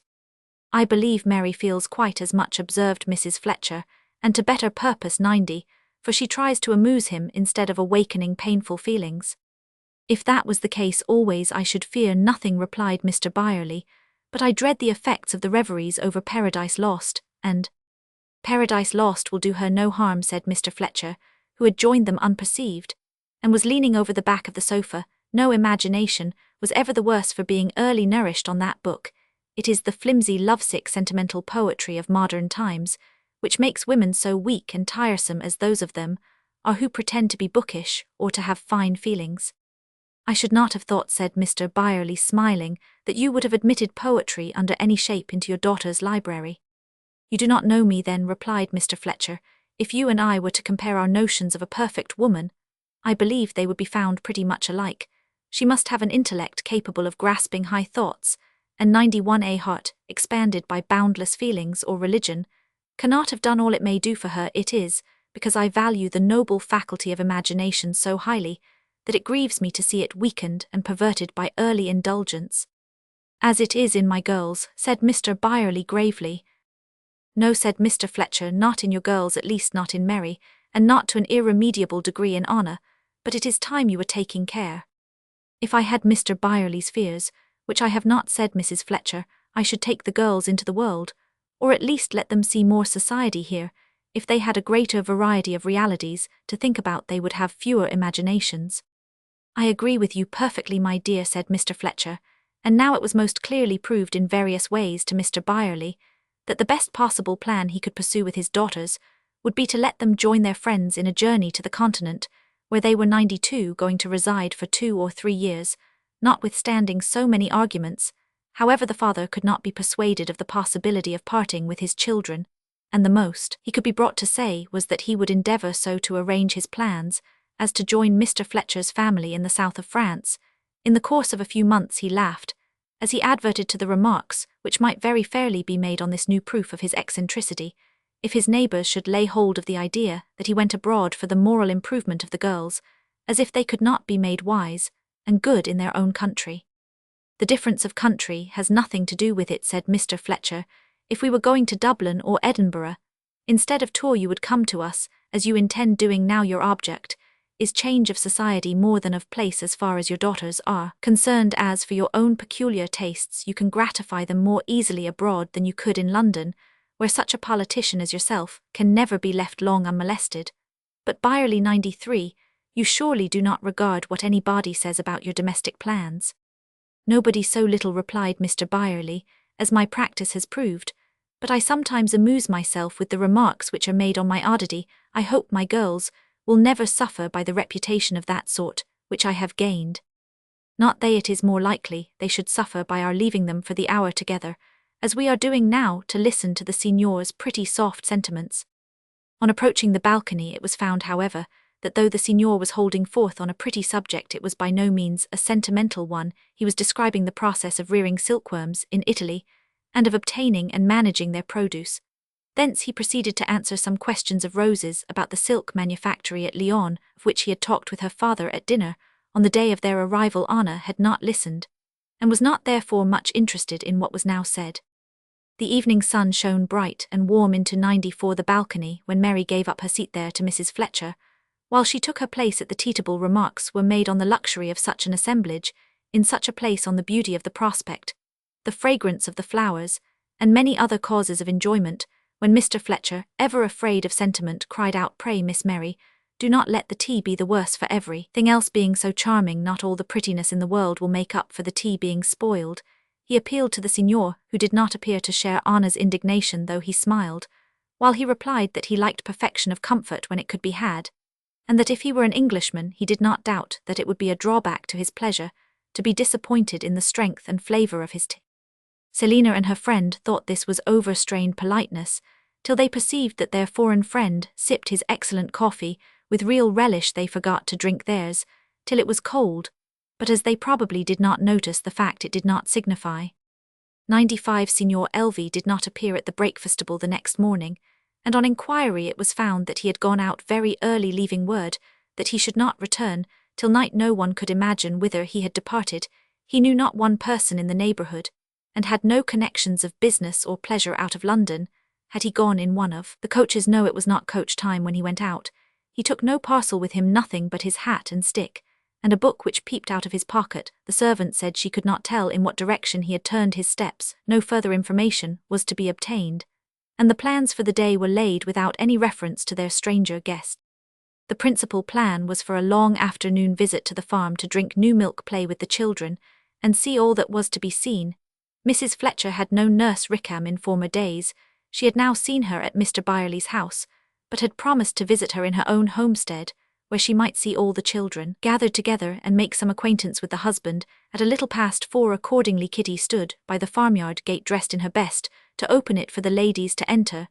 Tommy pulled his forelock, without ceasing, when they came in sight, and Nurse, with her starched mob and clean white apron, advanced smiling and blushing to welcome her guests. In answer to her respectful inquiries about Mr. Byerley's health, Mary told her that he would follow presently with Mr. Fletcher to join them in time for tea. Nurse thought herself only too much honoured, but had not expected any but the ladies, as the gentlemen from abroad had passed through and far away so early in the morning, Had he been at the farm, it was eagerly asked yes, as Robin was leading out the team, the gentleman who spoke so very strangely asked leave to pass through the yard.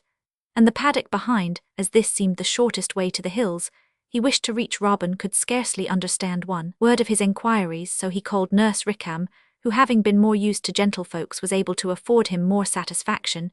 She described 97 the paths among the hills to him, and led him through 2 fields, so that he could not possibly mistake his way. All this was very strange. Anna was sure that he was gone into solitude to compose a poem. Who knew what might be in it? Selina, having perceived that her mother looked somewhat grave, formed the horrible conjecture that he meant to destroy himself, as she had heard some of his countrymen had done under the pressure of distress. It was in vain that she was reminded how cheerful he was the night before, how he had mentioned his plans for the next week, and how little reason there was to suppose that he was now oppressed by any new or overwhelming grief or difficulty. Still, Selina was persuaded in her own mind that he would be found weltering in his blood, or hanging from a tree. What other supposition was at all probable? How did her mamma or Rose or Mary account for his absence? Her mamma left it to be explained by time. Rose ventured no conjecture, and Mary gently asked if no instance had ever been known of people retiring into woods, wildernesses, and fields for 98 the sake of solitude, and the employments which belong to solitude. You do not know all that I could tell you, said Selina sadly and mysteriously, or you would not think he could have any such purpose. I should like to hear if you can tell me, said Mary. Do tell me.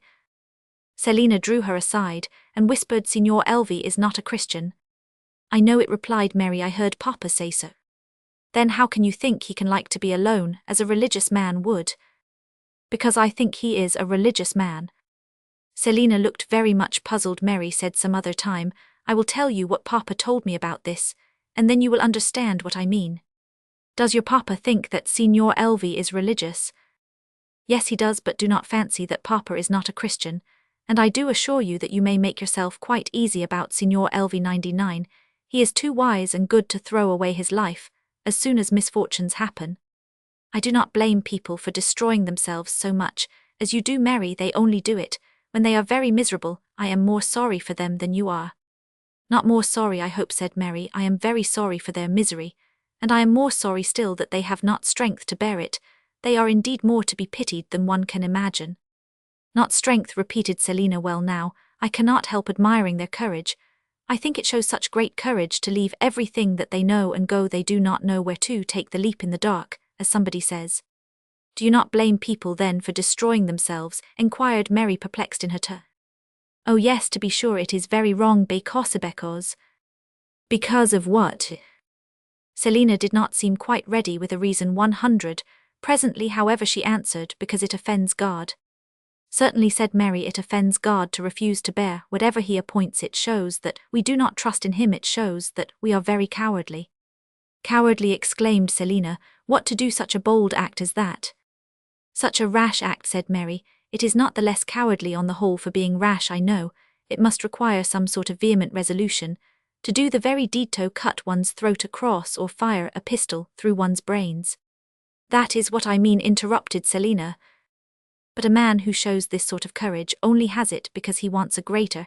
He only chooses the shortest way of getting rid of his troubles, because he cannot bear the longer trial. I am sure, Selina, you must admire the courage that can bear on, happen what will.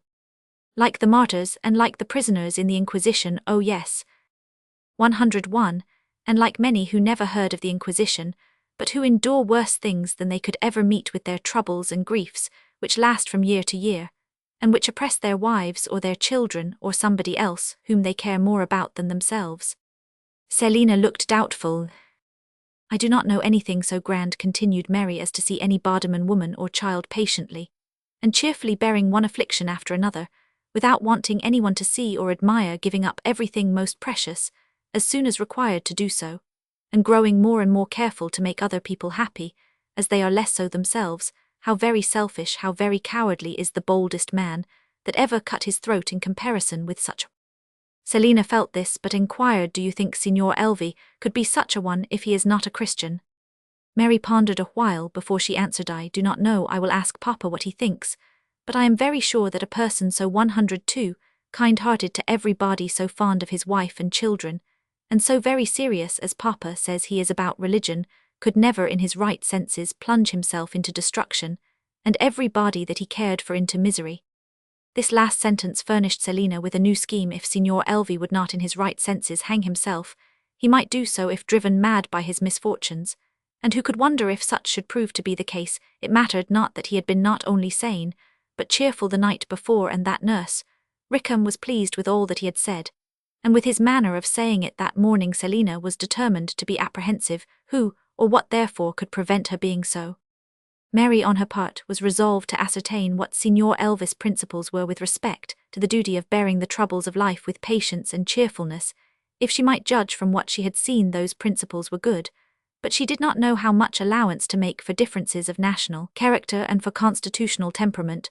She hoped 103 to obtain satisfaction for herself and instruction for Selina, by telling her father her wishes, and requesting him to engage his foreign friend in conversation on such topics as might lead to an explanation of those of his opinions, which she wished to ascertain. In the meanwhile she was glad to see how Anna had recovered her spirits at the farm. It was her wont to be gay, and the well-known objects there brought back the cheerfulness with which she was accustomed to view them.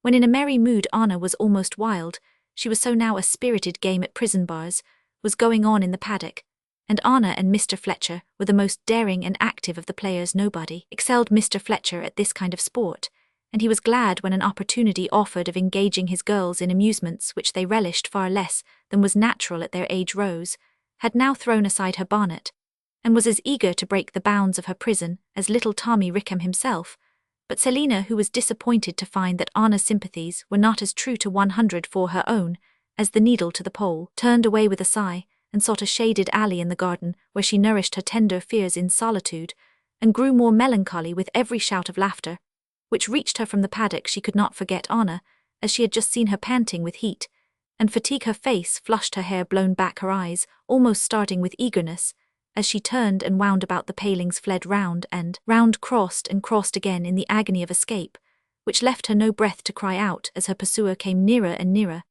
and at last exactly missed her in his last attempt to catch her, as she leaped over the boundary. How different from the Anna who wept under the trees in Audley Park! Selina was afraid that after all she had not found the friend after her own heart, whom she had congratulated herself on securing. "My love," said her mother, when she saw that her bowl of new milk stood untasted before her, while the rest of the party were enjoying the meal they had earned by exercise, "I am afraid you are not well, Selina." 105.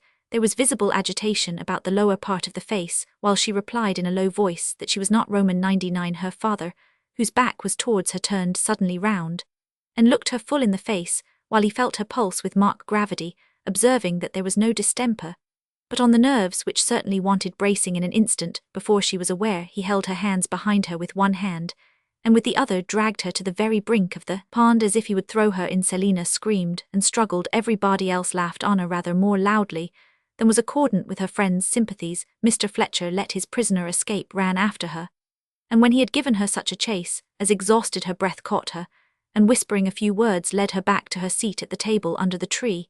He helped her plentifully with cake, thus giving her an opportunity of attesting his skill in restoring an appetite. There was so much amusement afterwards for the gentleman in accompanying the farmer through some of his fields. For Mrs. Fletcher, in 106, quietly talking over old times with Nurse Rickham, and for the young people, in seeing the dairywoman finish her milking, that it was dusk before they left behind them the bows and curtsies of the household at the farm, and quite dark when they reached home. In the parlour was Signor Elvi, perfectly safe, reading very intently, and looking so placid that it was evident no such direful thoughts as Selina had imagined had disturbed any mind, but her own Anna retained for the present her conjecture about the poem. But though all were full of curiosity respecting his day's adventures, no one made any allusion to them, except Mr. Fletcher, who observed on the universal predilection of patriots for the wilds of nature, for hills, heaths, and caves. "It is universal because it is natural," said Signor Elvi. "When men cannot breathe freely in despotic courts, they love to lay bare their bosoms to the winds. If they must be dumb before tyrants, they love to shout their songs of liberty in the depths of caverns. If they must smile falsely when the eyes of traitors are upon 107 them, they love to drop their tears into the mountain stream, while none look on but the faithful and silent stars. Nature is the heaven of patriots. But, my dear sir, here are no tyrants to constrain you to silence, and it is to be hoped we are not traitors. Weep as much as you please, and I for one will promise not to report your tears." "You spoke of patriots," said the foreigner, smiling. "Could I guess that your thoughts were of myself?" Chapter Romans 6 Departures. The next day was Sunday. Signor Elvi, whether a Christian or not, went to church with the family. Apparently, as a matter of course, Mary and Selina stole a glance at one another. When the text of the sermon was given out, "Affliction worketh patience, and patience experience, and experience hope." How often it happens that when the attention has been fixed on any idea or feeling or train of ideas, and feeling some circumstance, or a great variety of circumstances, happens to illustrate or impress, yet more deeply the subject of our thought, how eminently useful in this way is public worship. For it is scarcely possible that the subject of discourse should not have peculiarly 109 engaged the attention of someone among the hearers so recently as to secure a preparatory interest which must give double effect to what is declared, and enforce this was the case in the present instance. The excellent sermon which Mary and Selina now heard not only enlarged their views of the subject, on which they had talked the day before, but was so fixed in their memories that it recurred to them for a long time afterwards, whenever suffering fortitude self-destruction, and even Signor Elvi and his countrymen were talked about. The party returned from church by the longer way through the fields, which extended to the back gate of Mr. Byerley's garden. Mary had put her arm within her father's as the signor walked beside him. These three paced along slowly, while the rest went forward. Mr. Byerley hoped that his friend had followed his own inclinations about attending worship, and had not accompanied the family merely out of complaisance and observance of custom. "Convince yourself from my freedom of yesterday," was the reply. "If I withdrew myself 110 freely for my own pleasure, think you not I would likewise withdraw rather than dishonor the worship of God by entering his temple with an unwilling heart?" I did not know that you could join in Christian worship with a willing heart. In some worship which is called Christian, I join not because its superstition is greater than I can bear, where the priest offers for the people prayers which they cannot understand, and makes them worship a dress doll, and rings bells and burns candles in the daylight. I feel no more that it is my God whom they worship, and I turn away, as from idolatry. Such is the Christianity of my country. Far better is the simple homage of the Spirit among the hills. "Far better indeed," said Mr. Byerley. "But why should not that simple homage be Christian? You have till lately seen no worship but the Catholic worship of your own country, where it is more grossly superstitious than almost anywhere else. But if you love truth, if you love religion as much as I believe you do, 111, you will not be satisfied till you have learned a little more what Christianity is. You have already found that prayers, wax lights and incense make no part of it, and if you will go into our meeting houses, you will find external observances more simplified still, from the solemn Easter service of our cathedrals, which you acknowledge to be impressive, down to the silent worship of the Friends' meeting house, which you would perhaps find no less so. You might, by discovering what Christianity is, not become better informed than you now are what it is. I own, my friend, that this diversity is too perplexing for me. I meet many Christians, and they all tell me differently of their faith. I look to the records of their faith and judge for yourself, instead of taking any man's word. I was about to say that I look into the Scriptures, and find many things which I cannot understand or believe, but much, very much, which is more pure in morals, more lofty in feeling, more grand in piety to God, and more winning in love to man, than I can find in any 112 other religion, whether in the heart or in books. Therefore I read very often the words of Christ with veneration, and therefore I attend the worship of your churches. I believe that all things come from God, the consolations of all religions, and of your best religion among others, and as long as I make use of it, and give thanks for it, it matters not to me to enquire about those parts which I cannot believe. You cannot be sure whether you can believe them or not, till you do enquire, observed Mr. Byerley, as you would yourself remark in any other case, and as I think you will admit hereafter, when you have learned more of our faith, as separate from the superstitions with which you have hitherto seen it united. If you will only study this subject as fairly as you do any other which interests you, you will find Christianity far more precious to you than you can conceive, more precious than the religion which you now value above everything. It is in fact the same religion enlarged and enriched. "Ah, what is man without religion?" exclaimed his friend. "I believe not myself to 113 have suffered more than many others, but what but religion could have strengthened me to live? My country, my beautiful Italy, is spoiled and trampled on by tyrants, and I her son who loved her so much. How should I escape? I have given in sacrifice all I have, but neither myself nor her many devoted children have ransomed her from her slavery. Our struggles to set her free have doubled her chains, and her oppressors laugh at her miseries, and insult her defenders who torn from her bosom mourn eternally their exile. The wrongs of your country, Elvie, afflict you more than your own. This is patriotism. Give me no unjust praise, my friend. My own sorrows find fewer words, because they lie deeper. My home, and they who dwell there shall see me no more. When I saw my son fall on the field, when his generous spirit escaped, before he could speak the last words of love to me, when again the sea rolled between me and my own land, and I had not given my wife one farewell, I thought that fate had heaped her last injuries upon me, and I trusted that I could not 114 live under so many griefs. But I talk no more of fate, but rather think of God, and though I live and my griefs live also and make a resting place in my heart, till death I am content to remain, till affliction has made me patient, and my patience has made me hopeful, as your apostle has wisely said. Now, what but religion could give me this content, and this hope? Nothing, my friend. No other spirit of peace is always awake and always nigh. But whence did you derive your religion? When in my youth I ceased to be a Catholic, I did not cease to regard God, but not till I became helpless and friendless did I know the full worth of piety. When I looked round, and found no home, I humbly sought my home, in the presence which is everywhere. When there was no one near to mourn with me, or to love me, it was my true relief to pray, and when I have hope for my children, and for my country, it rejoices me to commit it to Him, who can fulfill what I can only hope. And above all, when I hear my countrymen curse the authors of their sorrows, it comforts me to disarm those curses. 115, with more kindly prayers, oh, that they would learn that revenge is not for man. Mary thought that their friend had learned more from the gospel than he himself was aware of. So thought their father. I have been grieved, though not much surprised, said he, to perceive how your countrymen long for revenge, and how bitterly they curse their oppressors. Alas, replied Elvie, it makes me mourn for them, and for our cause. They desire to crush their enemies under their feet, to shed their blood as a welcome libation to freedom, to hunt them as bloodhounds follow their prey.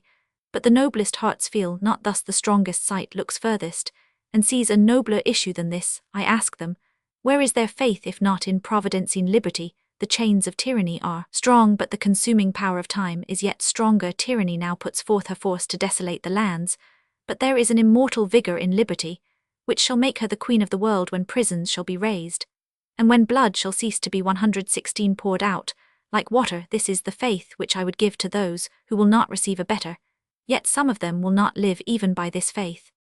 Mary anxiously listened for what was to come next. If they have no higher faith than this, observed her father, I do not wonder that they obey the impulse to cast off life and sorrow together.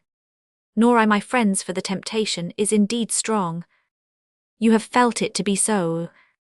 Once one bitter hour, let us not speak of it now. I am beyond its reach. I see how poor is the courage which cannot long endure. I see how impious is the impatience which will not wait till the designs of Providence are made known. I pity those who are thus weak more than they pity me for what remains to me. And for myself, if my lot be to die for my own land, I am ready. If it be to suffer yet many years for her, I am willing. These vows I repeat as yesterday on the days which number my years since my birth. 117 was yesterday your birthday. It was in my own country. I went among the mountains, among the Alps, which as a child I climbed there. I was alone on that day. Here no Alps are before me, but I go out alone to remember and to meditate, and to hope for. While my heart beats I cannot but remember. While there is a world around me, and a spirit within me, I must meditate. While there is a providence to be discerned, and a God to be hearkened to, in all these things I am apt to hope, and I cannot but pray. Your faith is now your best blessing, and will prove your ample reward, said Mr. Byerley, whatever lot may befall your country and yourself. But tell me honestly if those of your countrymen who are without your faith do not look on you as almost a Christian. I own they do, but they know as much less of your gospel than I as I than you. Mary fell into a reverie about what she had heard, and when she listened again, her father and his friend were speaking of the political state of Italy, having made sure of the facts. 118, that Signor Elvie, so far from excusing the act of suicide, held it to be impious, selfish, and cowardly. She took the first opportunity after her arrival at home of communicating her discovery to Selina, who was never again heard to admire, even in the very lowest degrees of comparison, the resolution shown in the act of self-murder. This was the last day of the Fletchers' visit, last day of the intercourse which all the girls enjoyed, and which Anna thought she could scarcely live without. She had come to an explanation, and almost an apology with Selina for her mirth. The preceding evening she owned that it was very provoking when inclined to be sad to see one's dearest friend particularly merry, and she thought she should be more observant of Selina's mood another time. She just hinted, however, that some accommodation from the other party was very possible, and that it might be desirable to meet halfway. If Selina had looked a little more cheerful, she might have been more moderate in her laughter. How was it possible, dear, to be cheerful, when I supposed 119 that Signor Elvi had shot himself was, however, an unanswerable question. Long was the talk this night, when the friends should have been fitting themselves by sleep for the fatigues and various emotions of the next day, when the midnight clock told them that the last Sabbath they were to be together was gone. They had too much to say about the way in which they were to remember each other to close their eyes. It was dawn before they slept. The next morning came the melancholy business of packing, and the disagreeable sight of corded trunks in the hall. Though the dinner was ordered very early, the hours hung heavily, for no one thought of doing anything but wandering round the garden and sitting in the balcony and bidding farewell to every place. While Rose, Selina and Anna were standing idly by the brink of the pond, they saw Mary running nimbly down the steps and hastening towards them, evidently bringing good news. She had just heard of her father's promise to take them abroad to join their friends as soon as they should be settled at Tours. Joyful 120 news indeed, and well-timed too. Cheer, the parting months must pass away before they would meet, but that there was any certain prospect of meeting was delightful. Mary was older than her companions, and very much wiser in proportion, so that she could look forward with greater ease. She was therefore the happiest of the party, rather happier than her sister could understand. Anna's heart smote her when she felt from time to time a fear that she should not find her sister all she had found her, a fear that they might be dull together. She loved her father and sister very much, but she no longer looked forward to her daily occupations, and to daily intercourse with the household, with the pleasure and alacrity which had been habitual to her. This painful feeling, made up of regret and self-reproach, was at its height when Mr. Fletcher's carriage drove from the door. She was so possessed with the idea that Mary would not feel the separation as she did, that she ran away at once to shed her tears in silence. If she had had any thought for anyone but herself, she would 121 have perceived that her sister was also in tears, and that they did not flow the less amply because Anna broke from her, refusing to be comforted. After a while Anna stole into the room her friends had occupied for the purpose of feeding her grief with the visible signs of their former presence. Mary was already there, sitting on the chair on which a bandbox had stood to be packed, and twirling on her fingers a rejected piece of string. The sympathy which thus brought them together cheered them both, and they resolutely went the round of the apartment to gather up every memorial of their departed guests. In a half-opened drawer they found a note for each, notes which afforded abundance of painful pleasure, and which were immediately destined by vow to be kept forever. There is something so truly painful in partings that no length of time, no frequency of the occasion, can reconcile us to them.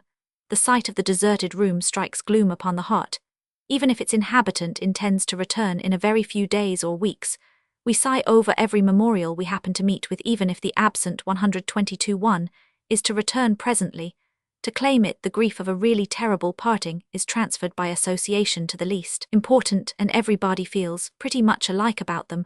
All it is not to be wondered at that Mary and Anna, who were just beginning to taste the pleasures of friendship with new minds, and who were inexperienced in the regrets which attend such connections, should be really and deeply melancholy during the first hours of separation, especially as they had the prospect of undergoing something of the same kind the next day, when Signor Elvi was to bid them farewell. He was now with their father in the study, transacting the business which brought him to he appeared no more to them the whole day, except at tea time, when he was so busy talking politics that he had no more leisure than Mr. Byerley for taking further notice of the girls than his habitual politeness prompted. The sisters, feeling somewhat forlorn, when again left together, sat down face to face to talk over the past week, and they comforted one another as well as they could, till sleep performed the office of comforter better still. 123.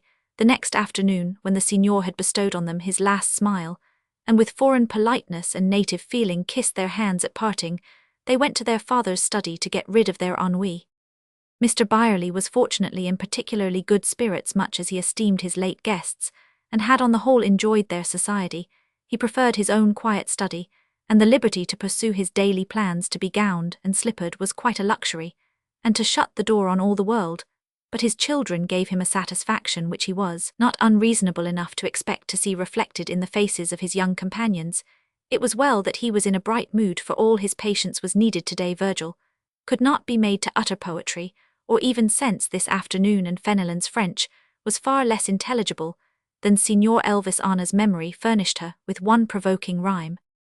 The rule of 3 doth puzzle me, which was the only product she could obtain. 124 from her sum. Her father took pity on her perplexity, and explained once more what he knew she understood very well.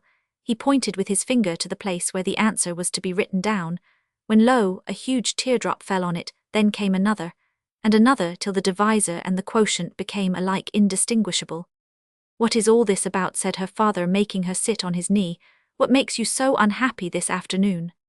Anna had so many reasons to give that she did not know which to produce first. Before she could find voice to reply, her father's attention was called away by stifled sobs from the other side of the table. You too, Mary, come here, my dear, and tell me what has happened to you both. Mary came, and as she was wont told her father all that she herself knew of what was in her mind, ending by owning with a half-smile that she should not have shed any tears if Anna had not, but that now she had once begun, she did not know when she should be able to leave off. 125 Her father, hasty as he was sometimes, was now full of tenderness, though he did not weakly encourage their overflow of melancholy. He said no more about study, but talked to them of the prospect of meeting their friends again, and of much which was to be done in the meantime. He showed that he fully understood the new pleasure of companionship, which they had just enjoyed, and that he shared their sympathy with his foreign friends' misfortunes, and their admiration of his conduct under them. But he led them to perceive how wrong it is to allow inactive sympathy to interfere with active duty. When the tears had disappeared, and smiles came forth again, he sent them to put on their bonnets that they might have a walk together once more. As soon as the fresh air blew on her face, Mary's impulse was as usual to sing, but crying is a bad preparation for singing, and she was obliged to keep her music till her voice as well as her spirit had recovered its tone. Anna was too much absorbed to observe where her father was leading her, till they entered a 126 narrow dark alley, and turned up a broken winding stair. When they had reached the top, Mr. Byerley desired them to wait outside a door at which he knocked, till he should come to them. When the door was open, from within the girls obtained a view for an instant of a wretched apartment, inhabited by a sick man who was stretched on a low bedstead without curtains, and furnished only with a rug. Pain and want were visible in the face of the sufferer, and the boy who opened the door likewise appeared half-famished. "Oh, Papa," said Mary, when Mr. Byerley joined them again in a few minutes, "who are these poor people?" "They are foreigners, my dear, in the extreme of distress." Anna's attention was immediately fixed. "Foreigners, Papa, where do they come from?"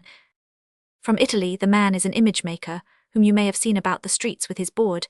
He maintained himself and his son by his ingenuity, and even contrived to put the 127 boy to school, where he made good progress. But it is all at an end now. The poor man was seized with a rheumatic fever some weeks ago, and when he will be better there is no saying, for no complaint is more tedious. His money is all gone, and they have both parted with all their clothes, but what they had on before they applied to anybody for assistance. When I first saw them yesterday, they seemed almost starved." "Why did you not tell us, Papa? We might have done a great deal for them by this time." "I wished first to learn all the particulars of their story, and at the same time to give them the pleasure of conversing with a countryman, and therefore I took Elvie to see them last night. He is satisfied of the truth of their statements, and will obtain some relief if possible from the Fund for the Relief of Distressed Foreigners in London. He had nothing else to give, I am sorry to say, but his kindness and his promise have cheered his poor countryman, and done him more good, he says, than medicine. You 128 See, Anna, we must not bestow all our compassion on Elvie. He is not the most unfortunate of emigrants, hard as is the emigrant's lot." Anna shook her head. Her father continued. "Elvie himself said that such a scene as this made him ashamed of dwelling on his own sorrows." "He does not," exclaimed Anna. "He thinks of everybody sooner than himself."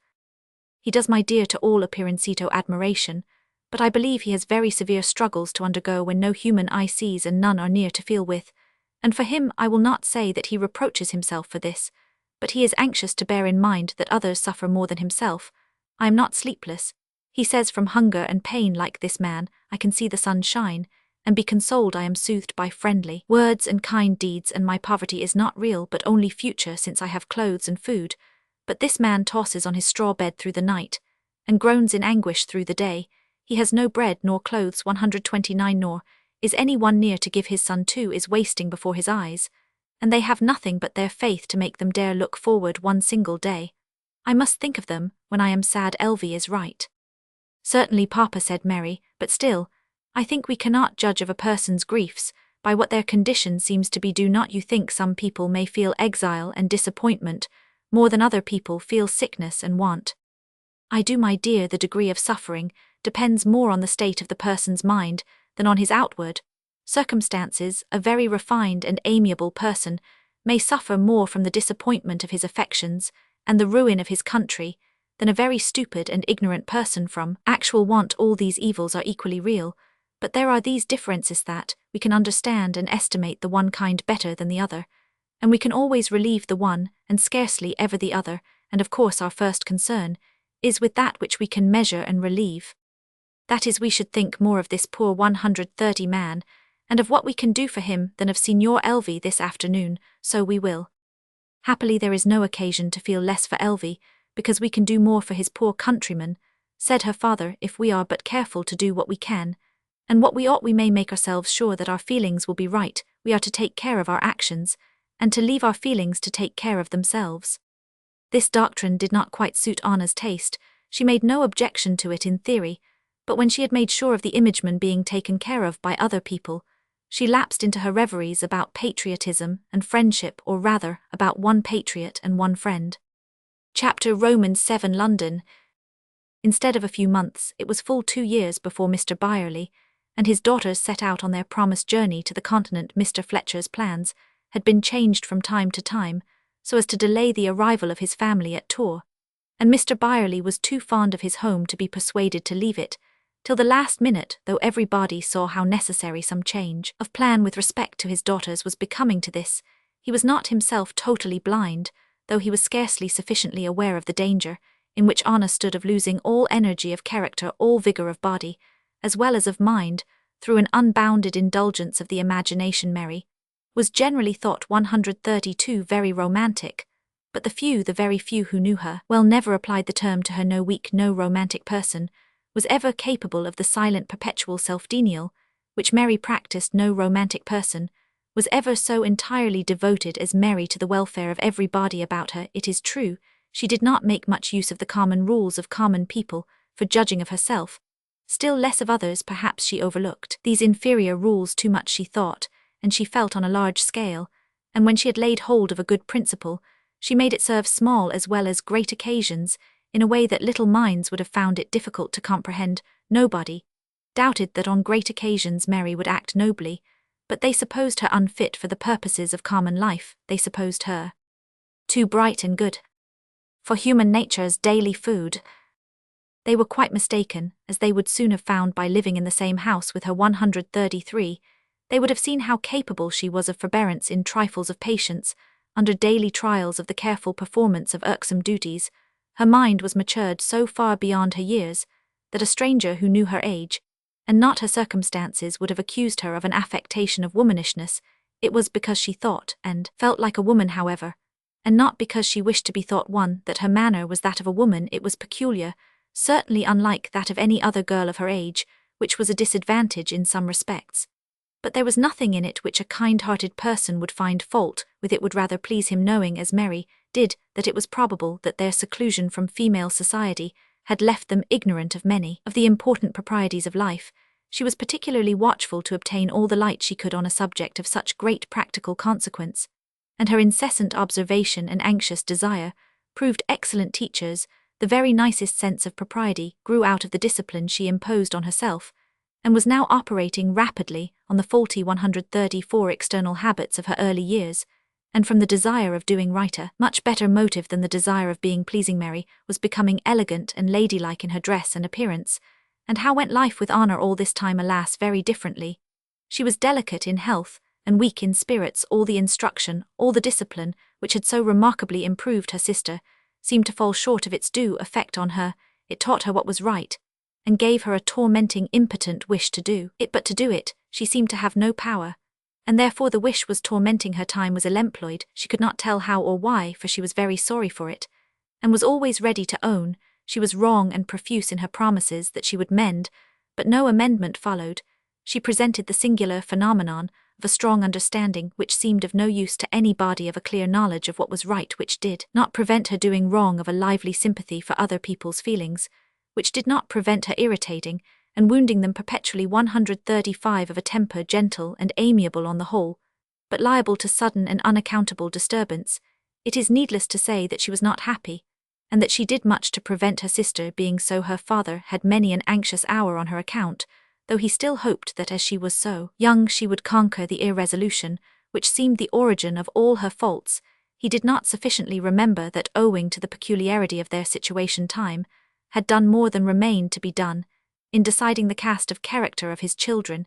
He did not inquire sufficiently into the cause of the irresolution of will, which, if he had so inquired, he would not have been so sanguine in the hope of curing it, proceeded from a premature and excessive exercise of the imagination. Whether Anna would, like Mary, prove herself great on great occasions, nobody could decide, but it was evident to everybody that she was not great on small occasions. She met with much allowance on account of her health, but more than one who made this just allowance felt convinced that her delicacy of health was as much the 136 effect as the cause of her faulty state of mind. Nurse Rickham was perhaps as good a judge of her case as many a one whose education and intercourse with the superior classes of society might seem to qualify for a more accurate observation and judgment. "I am glad, sir," said she one day to Mr. Byerley, "that you are going to take the young ladies out to see the world a little, though I am sure I shall count the weeks till they come back again." "Thank you, nurse, I hope they will enjoy themselves, but I shall count the months as anxiously as you. I am not fond of wandering, and I am afraid I shall miss the quiet I have been accustomed to. But you will have the satisfaction, I hope, sir, of seeing that it does the young ladies good to travel. Miss Anna, especially, I am sorry to say so, sir, but it makes my heart ache to see her so different from what she used to be." He shook his head, and nurse went on. "Miss Mary sings about the house like a 137 nightingale, for all she is full of care sometimes, as I know, but Miss Anna, who used to be as high-spirited as a child need be, is so downcast now that no one would think her to be the same." "What strikes you as the reason, nurse?" "She seems to me to think too much. I don't pretend to know how much she studies from books, and no doubt you look to that, sir, but she seems to me to be always thinking and tease, that hurts her health, I do believe, more than anything else. When she comes to our farm, I don't expect or wish that she should play with the children as she did when she was a child herself, but I don't like to see her stand for hours together looking up at the tree-tops, as if she was watching the rooks when it comes out at last, that she never saw one of them nor thought about them at all. If anything came of all this reverie, I should be less uneasy about it, but while she becomes more unfit for common life, I do not perceive that her understanding improves like her sister's. It is time something was done, nurse, and I 138 hope the experiment has not been delayed too long." A month was to be spent in London previous to their leaving England. It was now the gay season in town, the exhibitions were all open, and as the girls had lived in almost entire seclusion, their father wished to embrace the present opportunity of gratifying that love of the fine arts with which he had taken pains to inspire them. They could both draw well, having been well taught and long practised, but they had never seen any picture gallery but one. There was a fine collection at Audley Castle, and there Mary had gazed and studied till she knew every picture by heart, and had copied all the best into her mind, and some few into her portfolio. She had an earnest desire to see other works of her favourite masters, and to become acquainted with the productions of many whom she yet knew only by name. The time, too, appeared at hand, when they should hear such music as their hearts told them of by anticipation. But as their ears had never heard, the most ancient edifice they had ever seen was the market cross of 139A, which bore date 1521. No, not the most ancient, for Mary had once been in a cathedral when she was only 4 or 5 years old. She remembered dimly the chill grandeur of the aisles, and the music of the choir as it swelled from the soft breathings of a single voice to the pealing harmony which rang again from the roof. She remembered enough to make her long intensely, and to communicate to her sister an equal impatience to see Westminster Abbey. Mr. Byerley had many political connections in London, but they were not persons with whom he wished to form more than an acquaintance, and as it was necessary that they should hold their time at their own disposal, he refused several invitations to take up an abode at the houses of friends, and requested Signor Elvie to engage lodgings in a favourable situation. He was very happy to receive such a commission, and on the evening when they were expected awaited their arrival in the apartments which he was resolved they should not enter without meeting with a welcome. A doubt had been started whether or not the 140 girls should take their maid Susan with them. It seemed probable that in France she would be an encumbrance more than a help, but their father dreaded the effects of their inexperience in the ways of travelling in the little circumstances of a journey in which he could not help them, and on which its comfort and pleasure so much depended.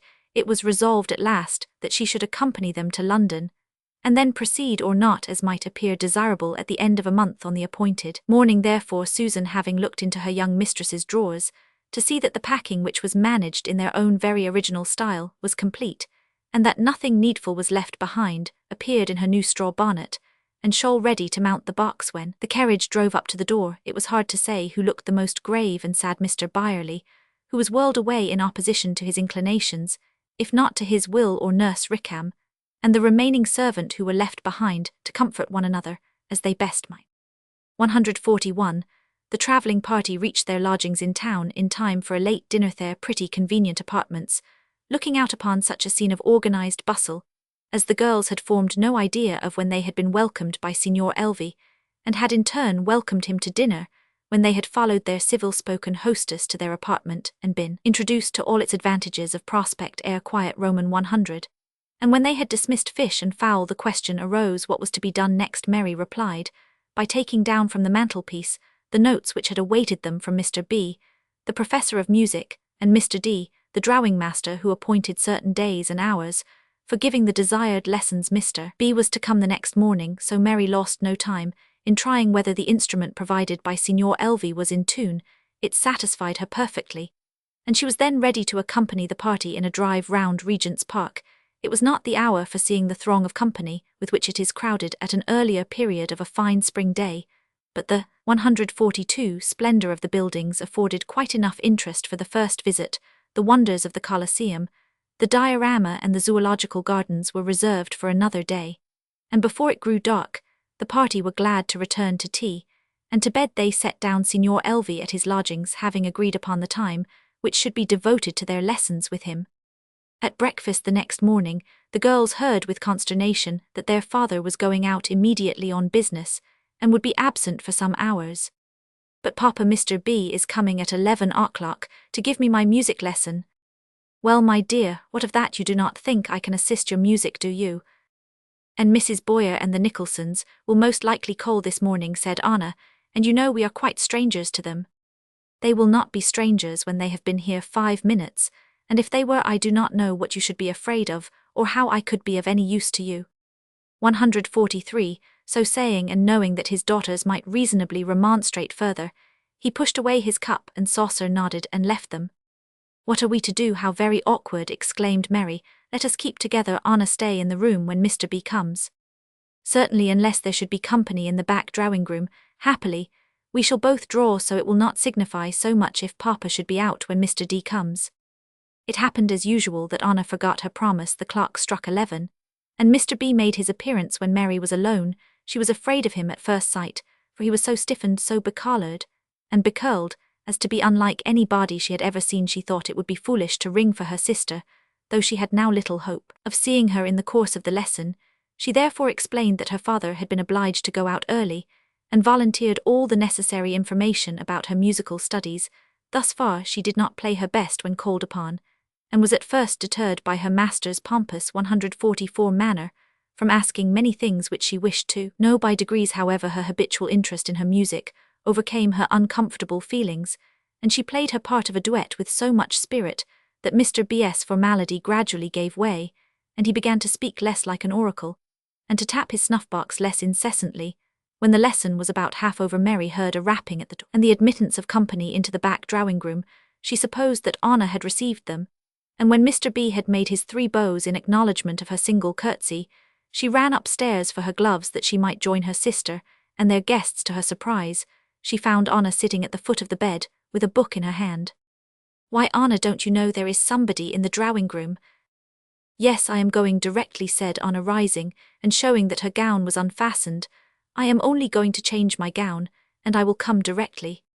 Mary rang for Susan, and entreating her sister, 145, to follow with all speed, ran down to apologize to Mr. and Mrs. Nicholson for her father's absence and her own delay. They stayed long, but Anna came not. and the arrival of the drawing master sent them away without having seen her when again hunted up. She was found preparing her drawing board, which ought to have been ready before. This will never do, thought Mary. I must ask Papa not to go out again at this time of day. Anna woke up at the sight of her master's beautiful portfolio, and appeared to have enjoyed her lessons so much that Mary had not the heart to reproach her for her desertion in the morning.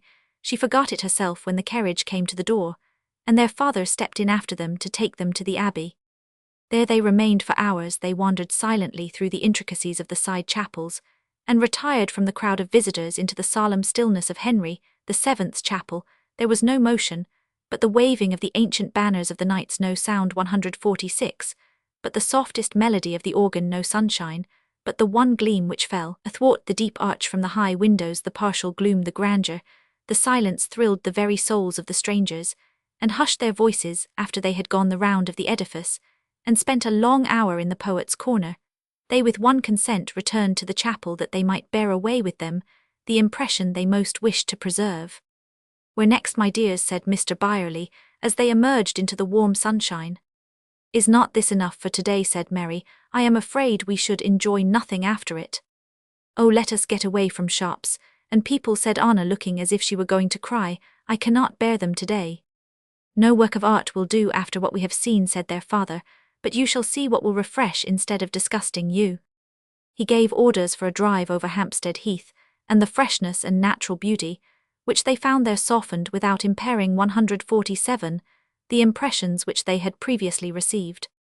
They were alone in the evening, and after tea, they sat down quietly to talk. Mary would have wished to practice and Anna to read, but their father looked round him with a sigh, as if regretting his own study. Mary therefore gave him a description of her music lesson, and of Mr. B entreating him to be at home the next time her master should come. "That is as it may happen, Mary. I will take you tomorrow, where you will learn what I was about this morning, and then you will not be sorry that I left you to take care of each other." "I cannot let you suppose that we did that," said Anna, blushing. "I left Mary to manage everything, but I will be more ready tomorrow." "Will you?" said her father. "How often have you promised this, Anna? And have you ever kept your promise? You are not aware how you deceive yourself." "You have not told us," said Mary, after a 148 painful pause, "where you are going to take us tomorrow. You have never heard good public speaking." "Oh yes, Papa, we heard you speak at Hertford about reform in Parliament." "You call that good public speaking, do you?" said Mr. Byerley, laughing. "You will find your notions a little exalted by what you will hear tomorrow. The meeting is to be at Freemasons' Hall, and B and W and P will speak, and the subject is—" "Not politics, I do hope," said Anna. "The subject is political, but it involves much besides politics, or I should not think of taking you there, my little hater of politics. It cannot be said of us, Anna, like father, like child. You will feel differently when you grow older and wiser." "If she does not," said Mary, laughing, "she and I shall lay all the blame on you. But I doubt whether we shall ever think as you wish we should, that it is necessary or desirable for a 149 woman to care about what seems to be no concern of hers." "I have not adopted the right method, I believe, to interest you in what interests me so much," said Mr. Byerley. "I dare say you are quite tired of hearing of public meetings and petitions, and of reform in Parliament, at the very name of which I observe you sigh. I see you never look at a newspaper, except to discover notices of new music or books, but this is all because you do not know the importance of the subjects you despise." "But," said Anna, "I thought everybody disliked female politicians. I remember your looking very much disgusted when you heard how the Blakeleys bestirred themselves in Mr. Harmer's election, how Mrs. Blakely helped to canvass for him, and how her daughters dropped a laurel crown by a red ribbon on his head when he was chaired. They stood on a scaffolding, you know, where everybody in the marketplace could see them, and I remember your saying that if your daughters had done it, you should have wished the scaffolding to fall 150 in with them before the member's chair came round." "True, Anna, I remember saying so, and my feeling is much the same now, though I would not express it so extravagantly. I know few things more disgusting than to see women pushing forwards in matters where they have no business, and inflaming themselves with party spirit. But all this has nothing to do with such an interest in the welfare of your country and your race as I wish to awaken in you. I think, Mary, you liked the chapter of the wealth of nations which you read to me lately. On bounties and restraints on importation. Yes, I liked it particularly, and mean to read more if I may. Well, that very question of free trade is one of the most important that our politicians are busy about now. But what have we to do with it, persisted Anna. As much as anybody who cares for the condition of the labouring classes, to say nothing of 151, the state of all the farmers and merchants in the kingdom, is it not worth knowing why they are sometimes prosperous, and sometimes distressed? Would not you like to be able to know whether their prospects will probably improve or grow worse? Is this learned by studying the question of free trade? It cannot be learned by other means at any rate. But is it not better to help the poor people about us, than to learn what is likely to happen to poor people in general? Asked Anna. It certainly would be if we could not do both, but I am firmly convinced that benevolent persons, women as well as men, may do more good by giving their poorer neighbours right notions about their own interests, than even by bestowing money or clothes. Do you remember the account Mr. Bland gave us of the turnout at Manchester? Yes, I shall never forget it. Well, however much good was done by the benevolent persons who gave soup and blankets 152 to the starving weavers, Mr. Bland did more good than all the other people together, by proving to those who struck for wages that they were hastening their own ruin. His wife helped him very much by her influence among the weavers' wives, and she could not have done this if she had known nothing of the politics of the case. We hear too of the occasional destruction of machinery in the manufacturing districts, and this mischief will not cease till the people are taught that they injure their own interests by such violence. Why should not ladies help to teach this as well as other truths, and how should they teach it unless they understand the matter well themselves? Is there anything about that in the Wealth of Nations, Papa? Yes, and you shall read it. There are other political subjects on which there is no occasion to bid you feel an interest. Anna looked at Mary in unbelief. Nobody is more indignant at slavery than you are, Anna. Anna's colour rose at the mention of slavery. 153, but that has nothing to do with parliamentary reform and those tiresome subjects, Papa. More than you are aware of, my dear, or than I can explain at present, but however closely connected with the interests of religion and humanity, it is still a political subject, as you will learn tomorrow. For the object of the meeting I am to take you to is to petition for the abolition of colonial slavery. Perhaps when there you may wish that you knew something of the history and present state of the question, which would enable you to enter into much, which will now be lost upon you. Can you tell us about it now? Said both the girls eagerly. Mr. Byerley began from the point to which he knew their study of history had led them, and gave them a clear account of the struggles, successes, and reverses which the great slavery question had passed through up to the present day. For the first time Anna felt an interest about philanthropists and statesmen of whose names she had long been weary. While she knew 154 nothing of them beyond their names, she was unwilling to go to bed when 10 o'clock struck. Why, I thought bed had been better than politics at any time, said her father. It depends upon what the politics are, said Anna, laughing. I should have been asleep over the corn laws an hour ago. We will try some night, said her father. Let it be in the Wealth of Nations, then, said Mary. Or in a more entertaining book, still, added her father. You like books of travels, Anna? Anna stared. They will give us excellent information on the corn question, particularly one about a family of back settlers in America and another about the Japan Islands. Anna was obliged to carry away this riddle unsolved. She determined to look into Johnson's dictionary for the word politics on the first opportunity. Chapter Roman 8, Profitable Pleasure. Signor Elvi breakfasted with Mr. Byerley the next morning, as the girls were to receive their Italian lesson. Before they attended the meeting, they understood the grammar of the language well, and had read many good Italian authors. Their purpose in learning of Signor Elvi was to improve their pronunciation and to accustom themselves to converse in his language. He brought with him a volume of Alfieri, thinking that nothing could afford a better preparation for the speeches they were going to hear.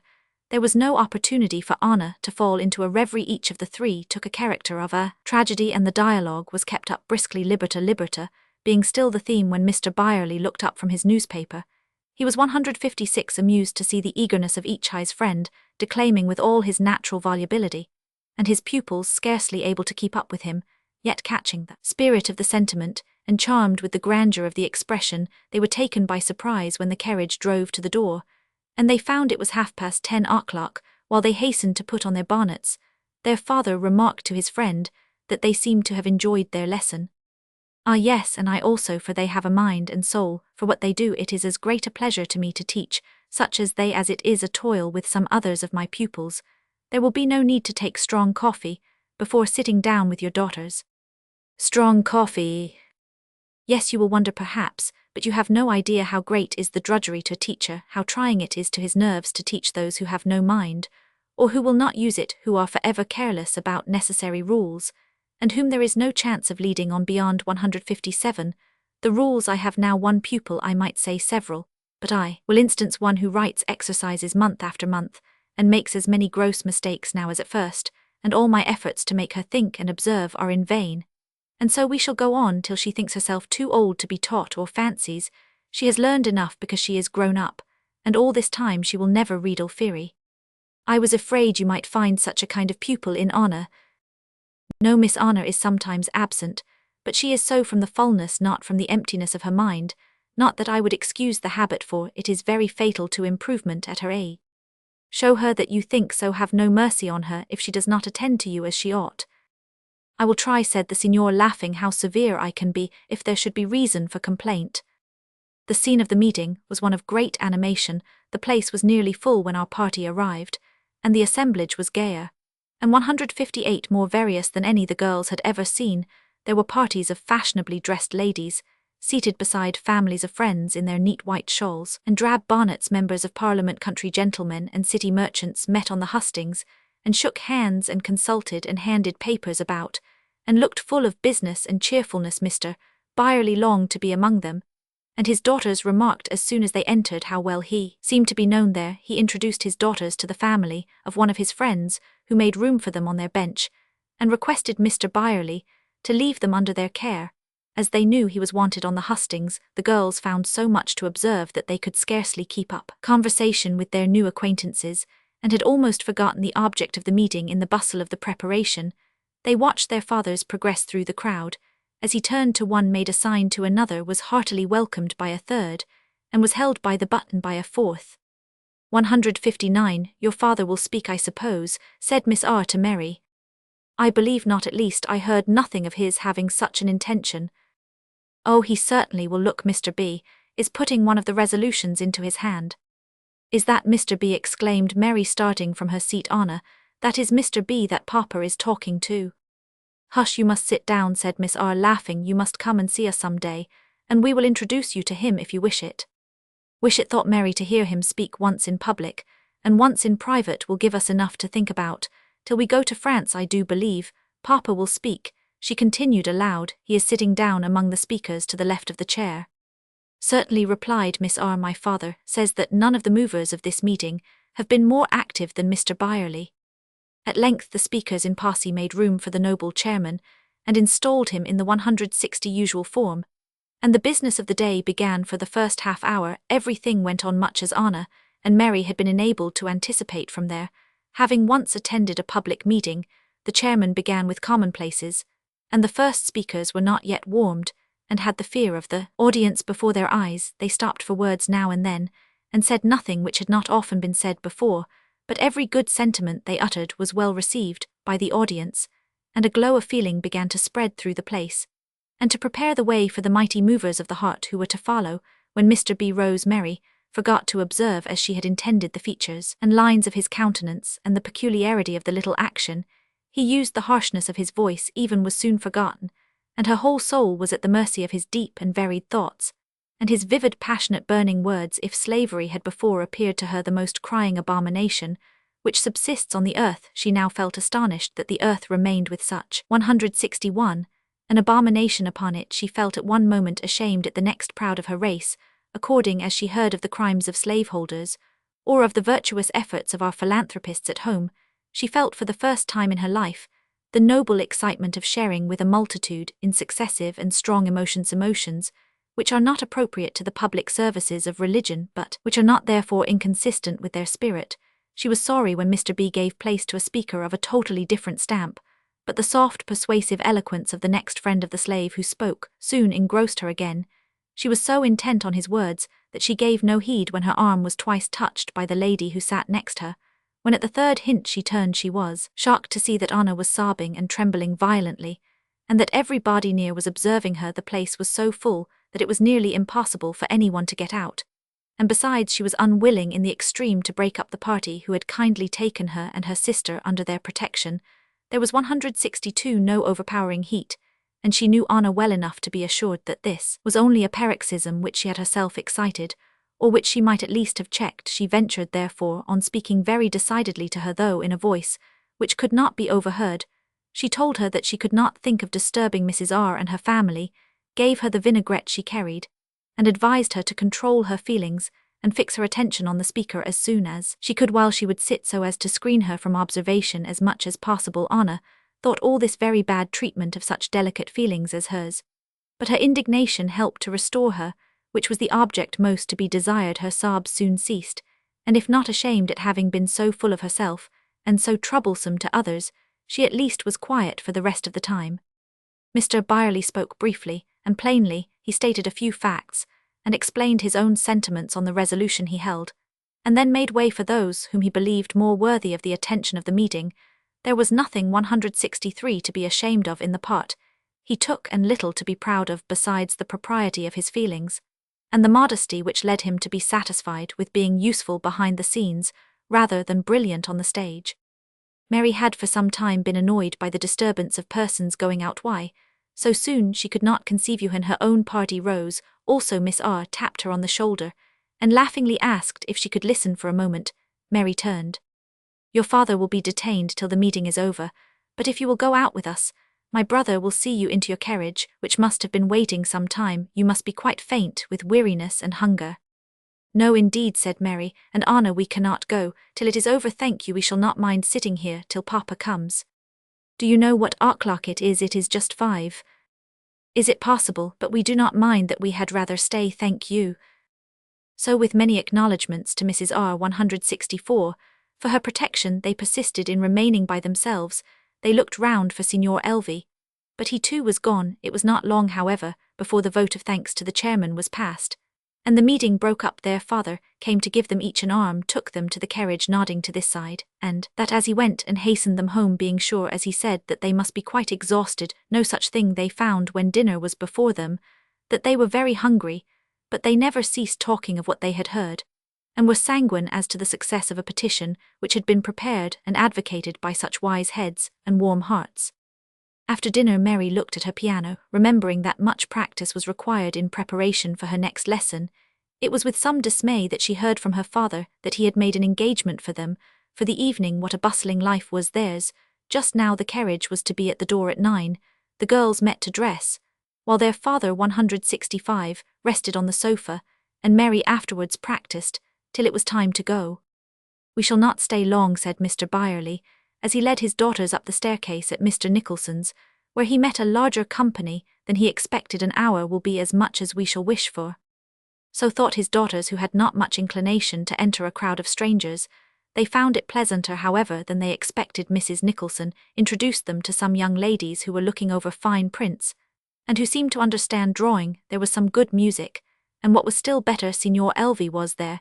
He soon made his way to them and entertained them as usual with his lively and refined conversation. Anna overheard him tell Mrs. Nicholson that Mary sang and played very well, and she hoped that an opportunity would offer for her sister's talents being called out. Anna had as little vanity on her own account as most girls, but she was very proud of Mary. This was rather an annoyance to Mary, who would have been better pleased if 166 Anna had taken less pains to tell how well her sister could play and sing, and more to contribute to her daily comfort in due time.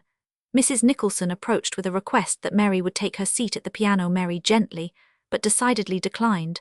But why, exclaimed her sister and her friend. Mary gave her reasons, viz. That she had not been accustomed to sing in so large a company, and that the attempt would give no pleasure to anybody. She would with pleasure sing to Mrs. Nicholson, as long as she pleased, in a more private way, but begged to be excused this night. Mrs. Nicholson was politely sorry. Anna muttered, provoking the signor whispered, right, quite right. Their engagements seemed still to multiply, as the number of their acquaintance increased. Exhibitions in the morning, concerts in the evening, a day at Richmond and Hampton, court, a dinner party here, an evening party there, were fixed, and they returned home with their heads in a whirl.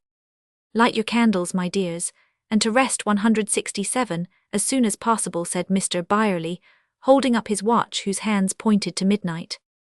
Nay, Papa, just 5 minutes, said Mary, drawing a chair beside him. I like to call back old thoughts before we say good night, if I left you with my head full of all we have seen, and heard I could not sleep. Our present way of life will do you no harm, while you preserve this feeling, replied her father. But tell me, are you not surprised at my making so many engagements for you? Not so much as other people, said Anna, because we know that it is for our good and not to gratify your own taste. Mrs. Nicholson looked quite surprised at your making everything so easy about Richmond, but I told her that it was because we had never seen it. It certainly is not the pleasantest thing in the world to me to hurry from one engagement to another, so that I cannot call an hour my own, nor would it be pleasant to you for any length of time. But our stay in London is short, and I wish to show you wherever you go the different kinds of life that people lead, that you 168 may be able in case of losing my guidance to make a wise choice, which you could scarcely do if you knew of no other method of employing your days than that to which you have been accustomed, and which would no longer be suitable to your altered circumstances. In case of my death, you would live in rather a gay circle in London, and my object is to show you how your best occupations may be reconciled with the gratifications of taste, while they are wholly incompatible with mere dissipation. I think, said Mary, that the pleasures of today, of the morning, especially, may and ought to give a new spring to our best feelings and wishes. And yesterday's too, added Anna. I have felt like a different person since I saw Westminster Abbey. I hope you will find the same influence from the natural beauties of Richmond and the delights of the Dulwich Gallery, ever remembering that moderation is especially necessary in pleasures of taste. If you went so often from one of these places to the other as to leave no 169 interval for the serious business of life, there would soon be an end alike of enjoyment and improvement. It is because I trust these pleasures will furnish you with serious occupation that I offer them to you. If I thought they would afford you merely subjects for talk and reverie and drawing, I would carry you away from them all tomorrow. Thought and feeling deep, study purified tastes, these ought to be ministered to by innocent pleasures, said Mary thoughtfully. No pleasures can be innocent which do not thus minister, observed her father, and I trust, my dears, that you will so rouse your faculties as to make the most of your present opportunities. Here he addressed Anna particularly. Observe keenly, and lay yourself open to the full relish of every beautiful object which is presented to you, and refer it perpetually to your best ideas and feelings, so in some far distant place or time, in the midst of the sea, or after the lapse of years, alone among strangers, or on a sick bed, the bright and beautiful objects, which are now new to you, will come like familiar 170 friends to cheer you, and help your gratitude for the blessings which have strewed your path of life. After a pause, Mary asked if it could be supposed that many persons cultivated their tastes with such an object as this. I trust that many do, was the reply, but we must not suppose that the greater number who spend their lives in flitting from pleasure to pleasure have any genuine taste to cultivate. The influence of all objects depends mainly upon the sort of mind which is exposed to it, and there may be as wide a difference in the innocence of purpose of two persons who enter the Dulwich Gallery at the same moment, as between the state of mind of the Christian who enters a church to worship, and the wretch who goes to scoff. The one may carry away from this sanctuary of taste a mind softened and refreshed, while the other is burdened with an additional account of time wasted and levity encouraged. And now, whether these thoughts be old or new to you, they are such as you may carry into private. So good night and quiet rest to you. 171. While Anna listened to her father, it was ever her full intention to adopt the principles to the truth of which she assented, but her power over her own thoughts was too far gone to be easily regained. Instead of keenly observing the new objects which were placed before her, she was commonly lost in dreams, which might just as well have been dreamed at. The advantages which she knew she could only enjoy for a few weeks were neglected through the same pernicious habit. She sat for hours with her pencil in her hand and her drawing-board before her, without putting in a stroke, and she commonly spent the hour when Signor Elvi was with them in pondering his fate, while he himself was enjoying the facility with which he could impress her sister's more healthful mind. She carried away from every new scene feeble impressions, old ideas, and useless or morbid feelings, and when the last day of their stay in London had arrived, she might have seen, if she had been disposed to observe, that her father looked at her with grief in his countenance, and that when Signor Elvi returned her mournful farewell. 172, there was more of compassion than respect in his words and manner. Dead as she was to external things, she could not but feel that she was, and must be regarded, a useless thing. Mary had arranged with her father the plan for their voyage, and abode abroad. Mary had received and dismissed their various masters. Mary had made their acknowledgments to their many kind friends, who had noticed and assisted them. As to their musical accomplishments, everybody knew that no comparison could be drawn, but Mary's portfolio was that to which the drawing master referred Mr. Byerley with pride and satisfaction, and with her did their foreign friend converse in his own language upon the subjects nearest his heart. This was too mortifying to be borne with patience, and in the midst of all her other business, Mary was obliged to try to soothe her sister's pettish temper, and to conceal its infirmities if possible from her father. To do this entirely was, however, impossible. "I know how much you are engaged," said he on the morning when they were to depart. 173, "but I have omitted one thing which must be done, though I cannot do it myself. Which of you will write a letter of business for me?" "Oh, the woman of business, to be sure," said Anna, waving her hand at Mary. "When you have a letter of a different sorto, Signor Elvi, for instancito, be written, let me do it. But I defer to Mary in matters of business. If Mary undertake the task of writing to my bailiff, she shall have the pleasure of writing to my friend." "She will not thank you for it, sir." "She will, and Signor Elvi too. He knows what precious qualities are necessary to constitute what you call a woman of business, and that such qualities make the most faithful and the tenderest friend." Anna looked contemptuous. "I should be pleased with your humility in deferring to your sister. If I did not see that you despise the qualities you disclaim, I hope you will meet with such experience as shall make you wiser and more amiable." "My dear sir, I am in no wise inclined to 174 quarrel with Mary for her superior cleverness. She is quite welcome to it. I am content with my lot. The world forgetting by the world forgot. Yes, I have no particular desire to be remembered by your bailiff or your lawyer, even for writing about leases, as well as if I had been a very Nassau lawyer's clerk. If you go on forgetting as you have done latterly, you will soon be forgotten to your heart's content. You will be forgotten when Elvi sits by his wife's side and tells his children of his faithful English friends. You will be forgotten when your father stretches out his hand from his deathbed to give his last blessing, remembered in such a manner that you will pray to be forgotten."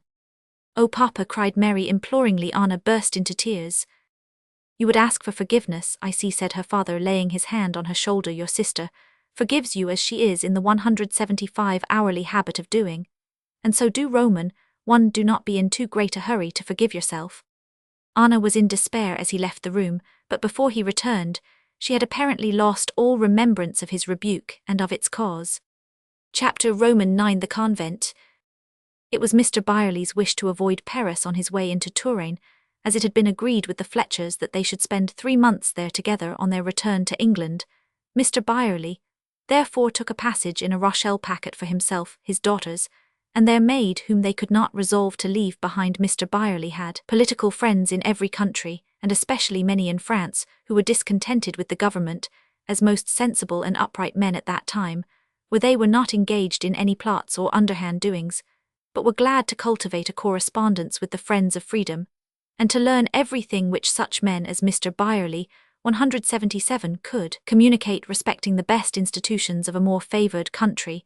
With some of these friends Mr. Byerley had planned a meeting, and his dislike of leaving his own country was softened by the hope of doing something abroad to forward his favourite objects. His daughters were aware of this, and would have dreaded the political discussions which they knew must take place if they had not hoped to find a refuge with Mrs. Fletcher and her daughters from company, which at home they could not have escaped. It was not till their father took out the packet of letters with which he was charged while sitting on deck the day they sailed that the girls were aware how numerous were his connections abroad.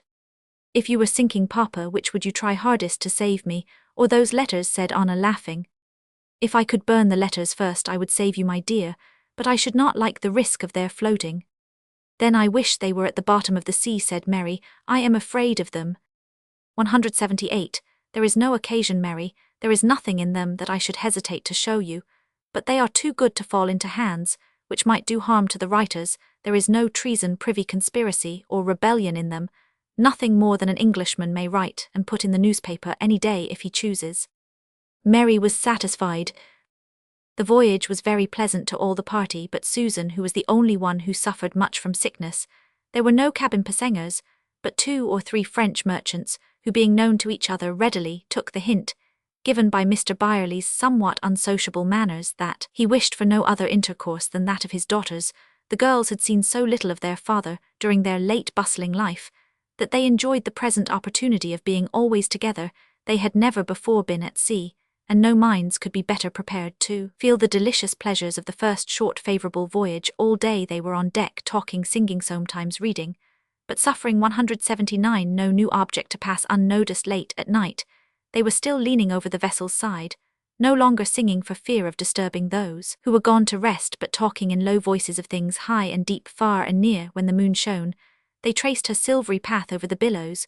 When obscured, they looked with awe on the tossing surface round them, and felt their solitude on the watery waste. In a very short time Anna's imagination, which had received a new direction from the new scene in which she was placed, returned to its accustomed trains of images, and she saw little and heard nothing of what passed near her, while Mary, who, whatever Anna might think, possessed the same faculty in much greater strength and perfection, learned and experienced something new every hour. There was not a passing cloud in the sky, or a purple shadow on the waters, not a drifting weed, or a sprinkling of foam, which escaped her glance or failed to awaken some thought or feeling. She was the first to mark the rising star, and to understand the intimation that some far distant beacon might be 180 discerned, yet she never forgot the pleasure of others, while experiencing her own. When Anna raised her head, and saw how her sister pointed out to Susan such objects as she could understand, she owned it was very well for poor Susan that somebody tried to amuse her, but wondered how it was possible under such a moon, amidst such a scene, to let down the tone of feeling so far as to talk with a servant. The cabin was surely the place to talk to Susan. She forgot how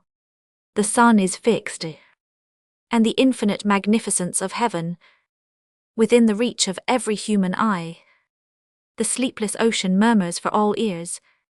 Mary remembered this, and was not so presumptuous as to pretend to an aristocracy of mind, in scenes where the Creator ordained that there should be none. Their father knew their different feelings by their different conduct. My dear Anna, said he, if you want to enjoy your aristocracy, go down to the cabin. That is the only place where there is room for it. Anna took him at his word, not because she 181 assented to what he said, but because, having been once disturbed, she thought she could resume her very best in her berth. Susan, who was always glad of something to do, ran to assist her, and Mary returned to her father's side.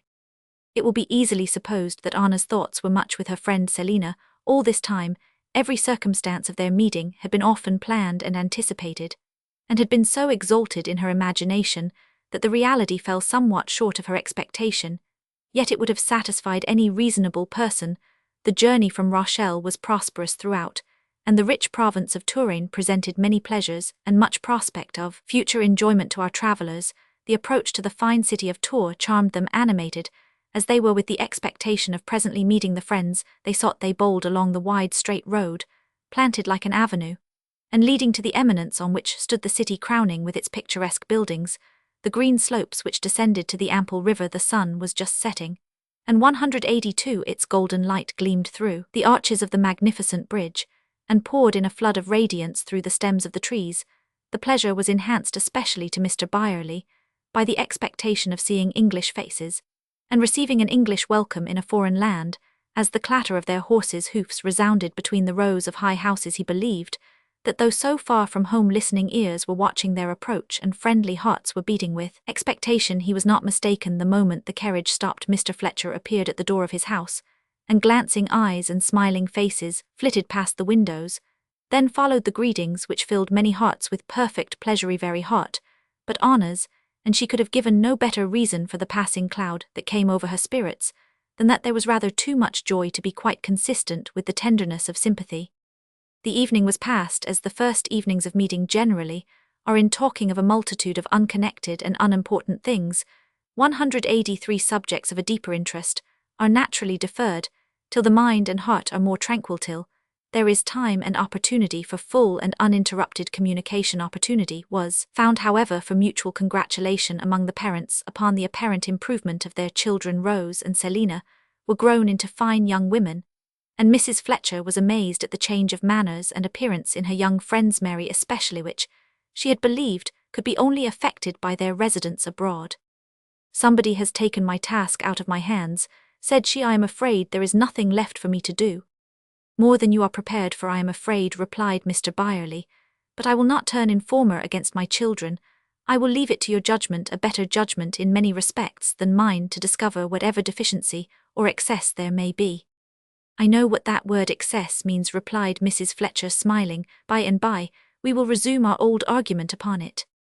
184. The next day, in the course of communication between the young people respecting their various occupations and pursuits, it appeared that Rose and Selina had frequently visited a convent in their neighbourhood, and were well acquainted with the abbess, and some of the nuns, Mary and Anna, were equally anxious to see the interior of a convent, and to converse with persons who had had a fair experience of a monastic life.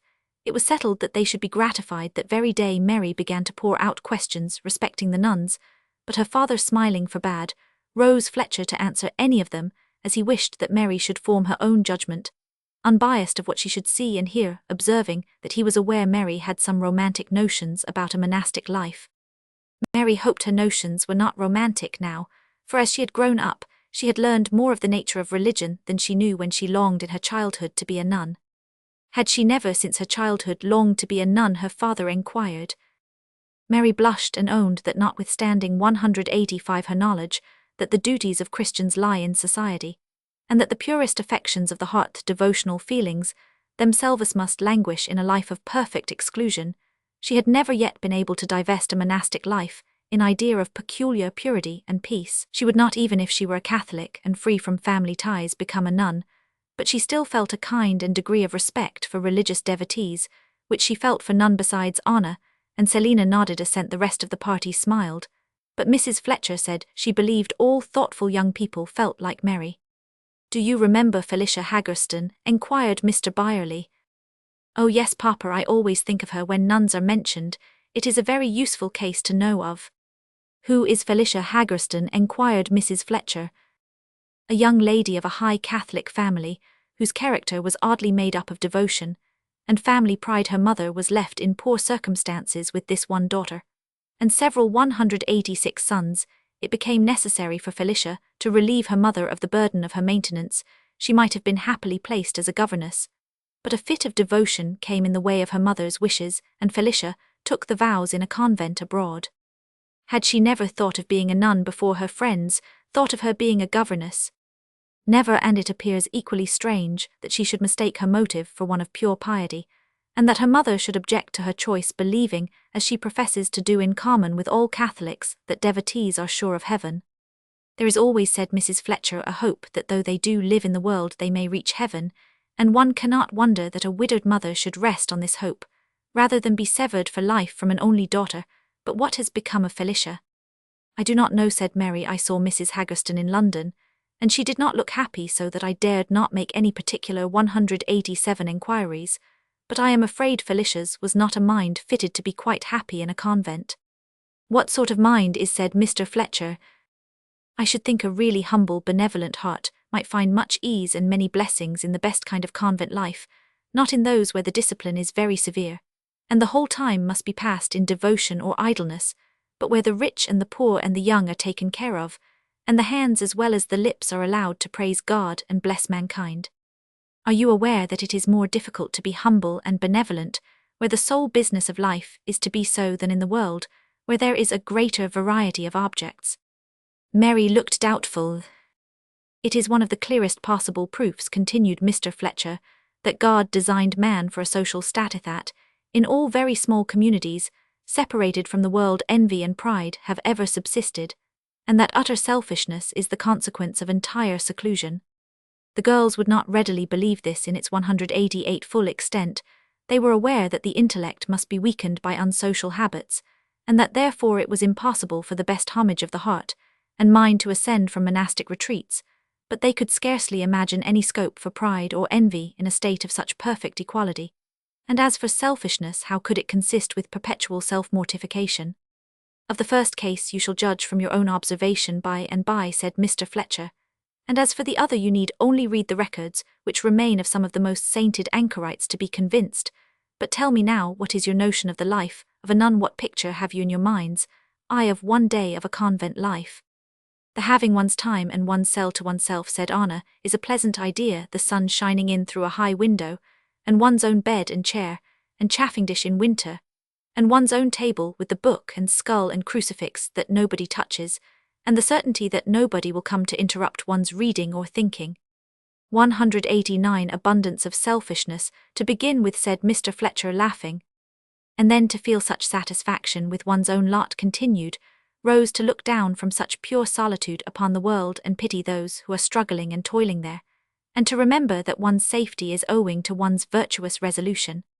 Selfishness again, and more pride, interrupted her father. But Selina, which is the greatest charm in your eyes, for you look as if the very thought of it inspired you?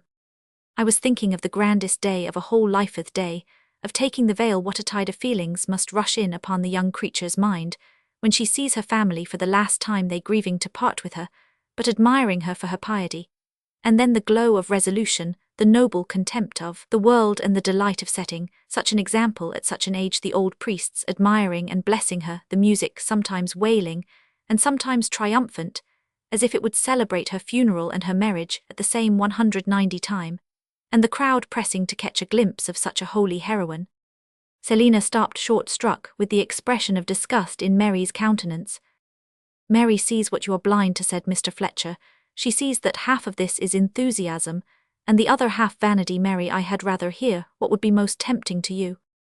No part would be tempting, said Mary, unless I could have one dear friend with me, but if there was one to whom I might speak and listen about those human sympathies which feed the life of our minds, I could be happy, I think, in praying and meditating, and doing all the good my heart and hands could effect. But I must also be free from all spiritual domination. I would never give up my soul in slavery to abbess or confessor, unless I might worship as my spirit prompted, unless I might do good as the gospel enjoins, and love as human hearts are made to love. My devotion would be worthless, and I should be fit neither for heaven nor earth. 191 You will make a poor devotee, observed Mr. Fletcher, smiling. There is no convent on earth that would admit you, said her father. You would not be pure enough, you do not go far enough beyond the gospel. You must be content with trying to be above the world, while you are in the world. The happy father silently observed how his last words, called up as such thoughts, never failed to do the flush of strong emotion into his daughter's cheek. Mary was not unfrequently inspired with a resolution quite as holy and much more rational and modest than animates a devotee in taking the veil. When they were going out, Mr. Fletcher desired Anna, in case of strong temptation, from what she should see to become a nun, to remember that in the new jails in England, every inmate has a cell, a bed, and a high window all to himself, and that he is quite sure of his reveries being uninterrupted. There was no use in Anna's looking indignant, the laugh was against her. At the convent gate the gentlemen left their 192 party, and proceeded to make some visits. Mr. Fletcher wished to introduce his friend to such of the inhabitants of Tours as he was acquainted with, and among others to a gentleman who held a high office among the magistracy of the city. Mary and Anna could scarcely believe when the portress opened the gate that they were actually entering a convent. A feeling of awe crept over them, as if they had set foot in some sacred enclosure, and this feeling was not lessened by the first view of the flitting figures, which disappeared before them, wherever they went, figures clothed in a dark and most unbecoming costume, which did not appear so remarkably convenient as to make up for its want of beauty. When the abbess joined them in her parlour, however, there was nothing particularly venerable in her appearance.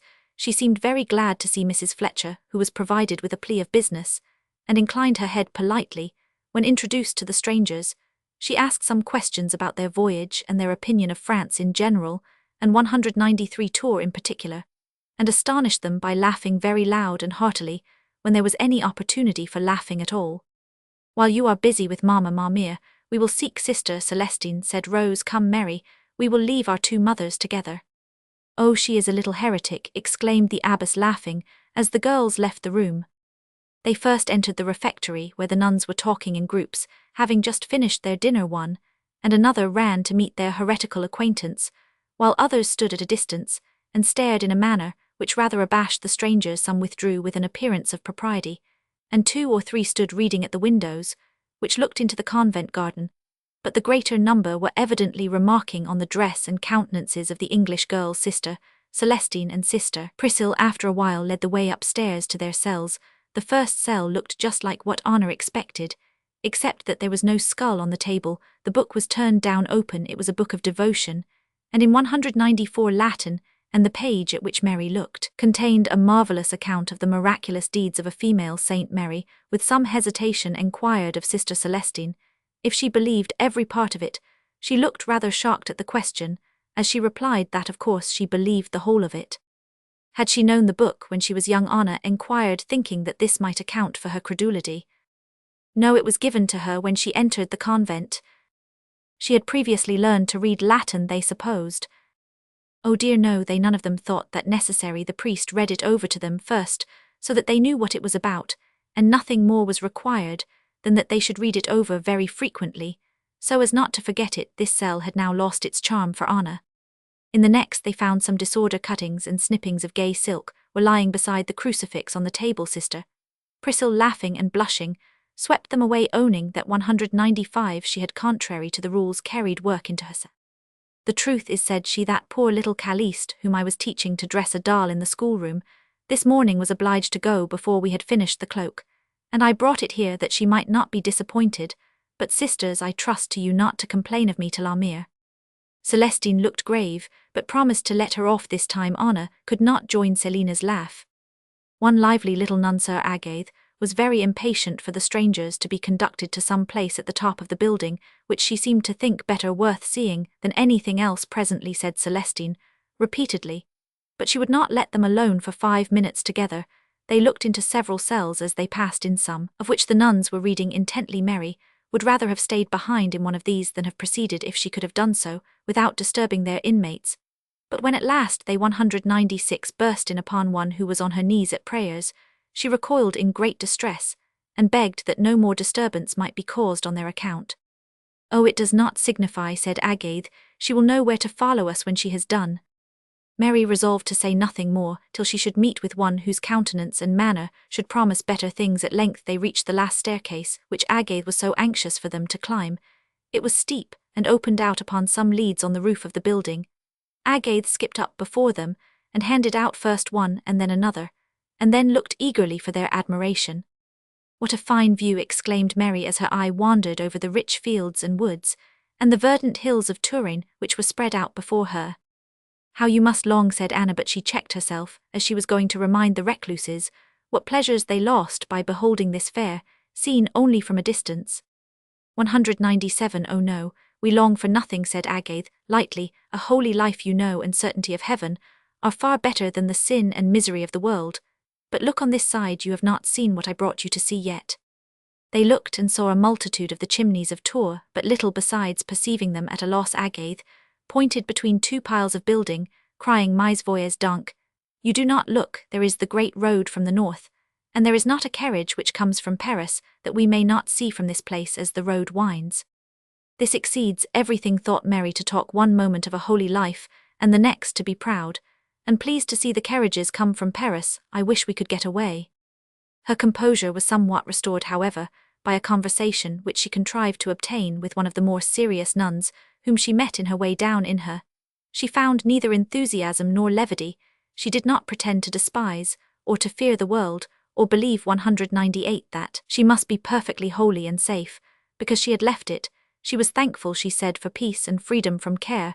She had no family ties to bind her to society, and had felt so forlorn in her youth from being an orphan that she had longed for an asylum above everything. She had obtained her desire, and was satisfied. Mary wished to know how far the improvement of the intellect was checked, and how soon the natural feelings were deadened or perverted by the discipline and influences of this strange community.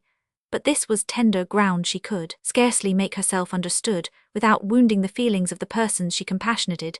She inquired, however, whether there was not a great difference of rank and education among the young persons, admitted not so much, she was told, as appeared to be generally thought. Since you took the vows, have the candidates been for the most part companions to you? Yes, we have 2 or 3 who are sadly vulgar, but the rest have been educated in a 199 convent like myself, except poor Sister Therese and Sister Magdalene, whom you might see going to her cell as you came in. Why, poor Therese, what became of her?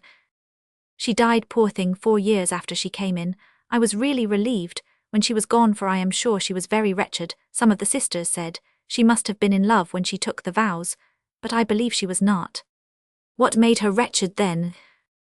Lamire said that it was the pride and wantonness of her own heart that made her hanker after the world, and would not let her be satisfied with being the spouse of Christ. I dare say it might be so, But it always seemed to me that she made a mistake in coming here at all. She expected that she should find companions who would feel holy raptures like her own, and that was too much to expect. She was never happy, but when she was alone, and of course the sisters did not like her the better for that. She kept her place in the chapel till she could stand no 200 longer. And yet Father Ambrose was not pleased with her. He said she was high-minded. That was indeed the truth, murmured Mary, who thought of a different kind of high-mindedness than Father Ambrose had any idea of. Perhaps it was, yet she was lowly in her prayers. I know this because I nursed her when she could not leave her cell. Prayer was like meat and drink to her. I have no stay, but thee was on her lips perpetually in the long nights when her sickness wasted her. What was her disease? We never could find out. Father Ambrose told the sisters that it came from the evil one, to show that though a nun she was not safe. I hope he did not really think this, but it was very strange, as he said, that it always loosened its hold upon her. When the holy bell rang at the first sound of the matin bell, she would look so peaceful, and often fell asleep presently, though she had been tossing through the whole night. And how long did this last? 201, oh many months. It was 4 years after she came in, as I told you, when she died. But after a pause, let me request you to tell no one here that I have said so much about poor Therese, for Lamire thinks so ill of her that she does not like we should mention her name. The request was needless. Mary would almost as soon have thought of taking the vows after what she had heard, as of speaking to any one of the sisterhood about poor Therese. And did Sister Magdalene, whom you mentioned, know Therese? She enquired. No, and I have sometimes wondered whether it would have been a good thing for them if Sister Magdalene had entered a year sooner. I think she might have saved Therese, or perhaps she might have gone the same way herself. They were a good deal alike in some things. But happily Magdalene is not so high-minded. She knows better how to submit. Then she has submitted. Yes, when she first took the vows she used to write a great deal in her cell, and Lamire found that it was sometimes poetry. Then she 202 used to sing sometimes in the night, and very often indeed in the day. But they were not always hymns that she sang. Now Lamire said this would never do, and that nobody must bring the vanities of the world within these walls, so she took away the ink and paper she had, and put the oldest of the sisters into the next cell to inform her if she heard her sing anything but what we all sing. And how did she bear this? Cried Mary indignantly. She took it very quietly, which was the best thing she could do, for there was no help for it. You know, at first she was rather unsociable, though never so much so as poor Therese, but she came round by degrees, and now, though the sisters still joke her about her gravity, she is very like the rest, and can be as droll as the merriest of them. There is no occasion to pity Sister Magdalene now. And the nun looked amazed at Mary's expression of grief. You do not mean, she continued, that you pity Magdalene as you pity Therese? More, 1,000 times more. 203, my cella est inconceivable, when I tell you that Sister Magdalene is so happy. Cest inconceivable. And inconceivable it remained to her, while she followed Mary's hasty steps down to the abbess' parlour, where her party were waiting for her. Lively tongues were busy on all sides, exchanging adieus, and uttering last jokes. Lamire herself rallied Mary on her gravity, observing that she was almost solemn enough to be a nun. Mary escaped as soon as she could. While within the gates, a sense of oppression weighed upon her, as if she were in a prison, when she trod the grass on which shadows from the trees were dancing, and felt the breeze blow in her face. Tears sprang forth, and she thought with a less tumultuous grief of the fate of poor Therese, and even of Sister Magdalene. Chapter Roman 10, Sensibility without sense. It was evident to all observers from the day that Anna and Selina met that they were not the friends they had been, and had intended. Again, to be no complaint was made by either, and their manner of speaking of, and conducting themselves towards, each other was affectionate, though somewhat melancholy in their souls. However, they mourned over the change in each other. Anna thought Selina grown cold and worldly. Selina thought Anna mysterious and very selfish. The fact was, as Mr. Fletcher declared to his wife, and as she could not deny, that Anna was too much engrossed with her own thoughts, and too dead to realities, to perceive 205, the improvement which change of circumstances had really wrought in her friend. It was not long before Anna experienced the usual painful consequences of her strange habits, and the fact that such consequences overtook her wherever she went might have convinced her how preposterous was her prevailing idea that all the world was in league against her, because her character was not understood. At first the young people paired off, as formerly Rose and Mary Selina and Anna, but this arrangement was soon found undesirable on many accounts. Though Rose was a very good, and in some respects, A very superior girl, she was not such a one as Mary could like to be with all day long, while Mrs. Fletcher was within reach. And while there were points of sympathy between Selina and herself, which seemed to strengthen daily, neither could Mary see the use or pleasure of splitting so small a family party into coteries.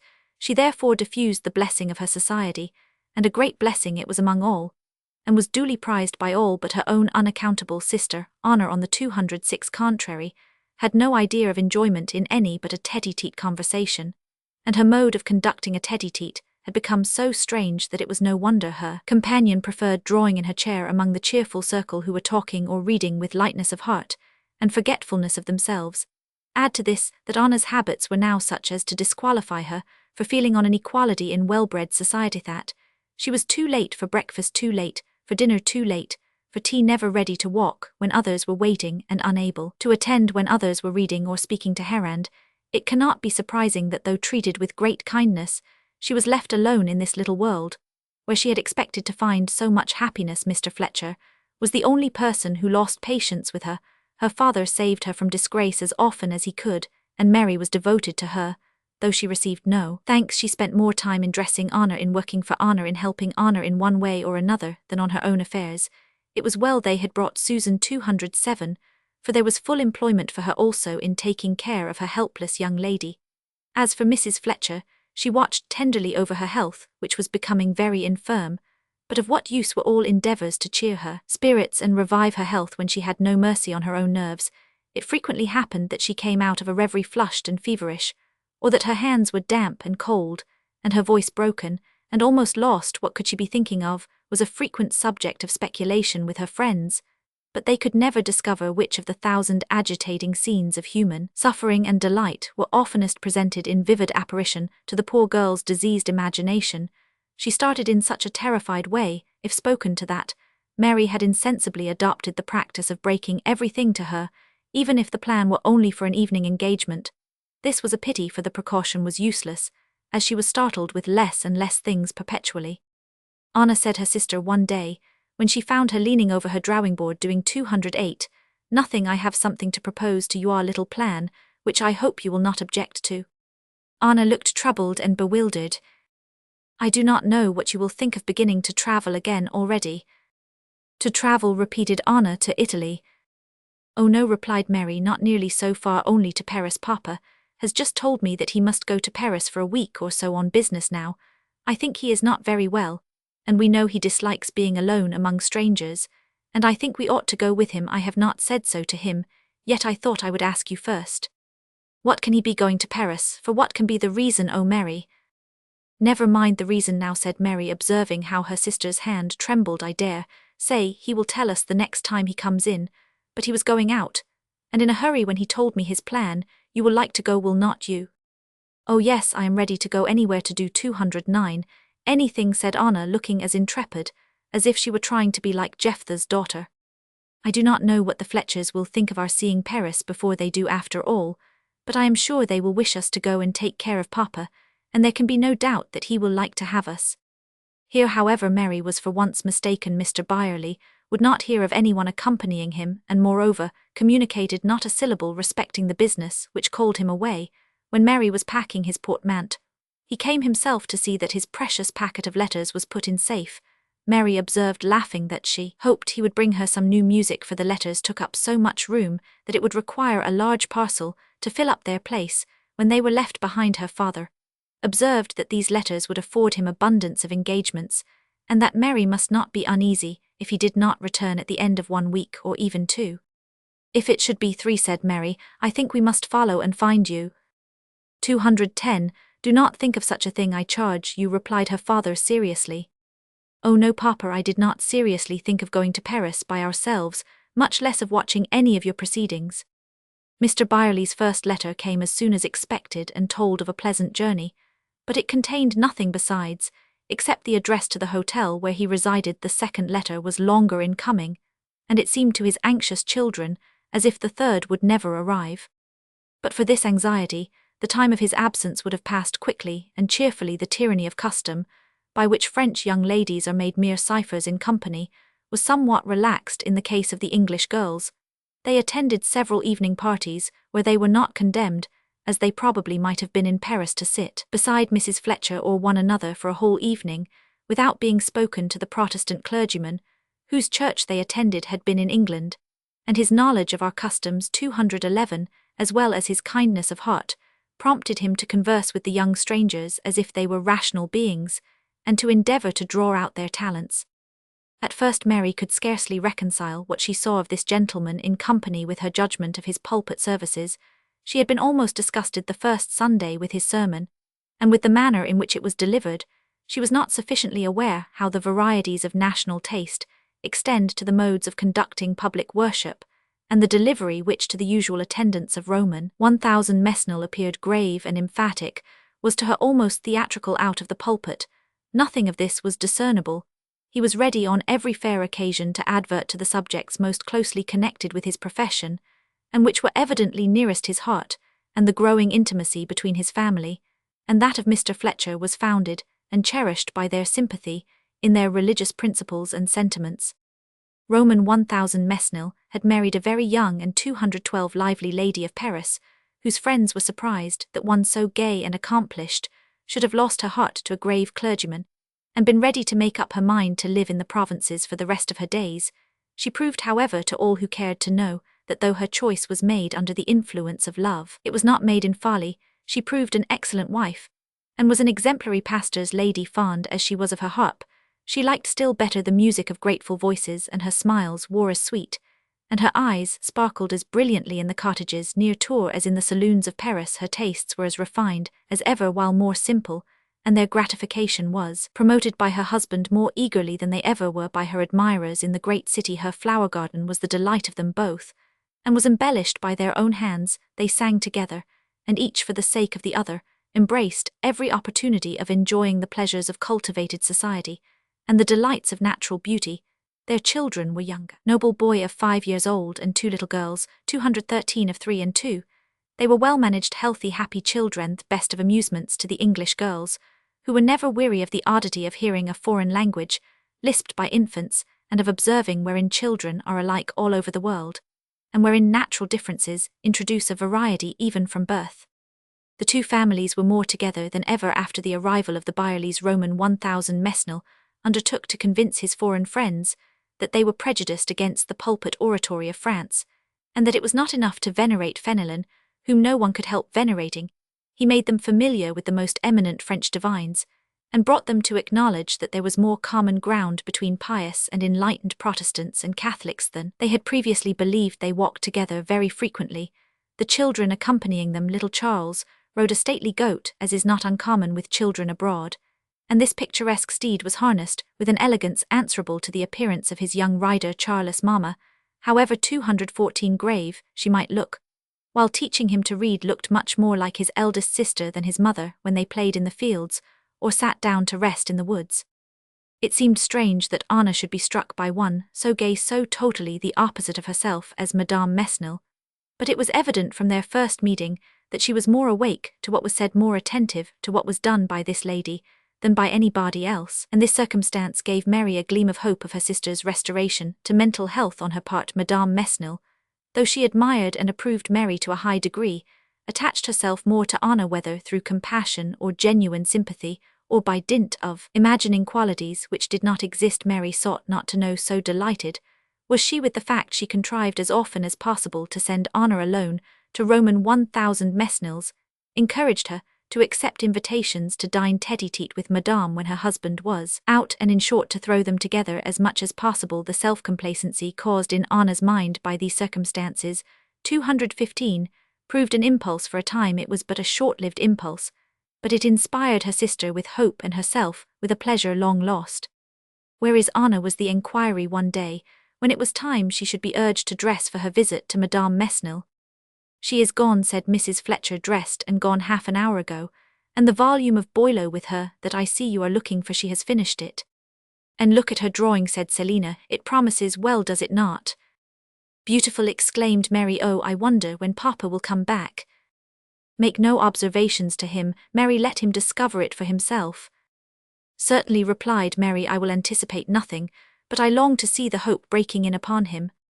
There was no need to explain what the it and the hope meant. there was a perfect understanding in the family, and the great anxiety of one was the great anxiety of all. 216.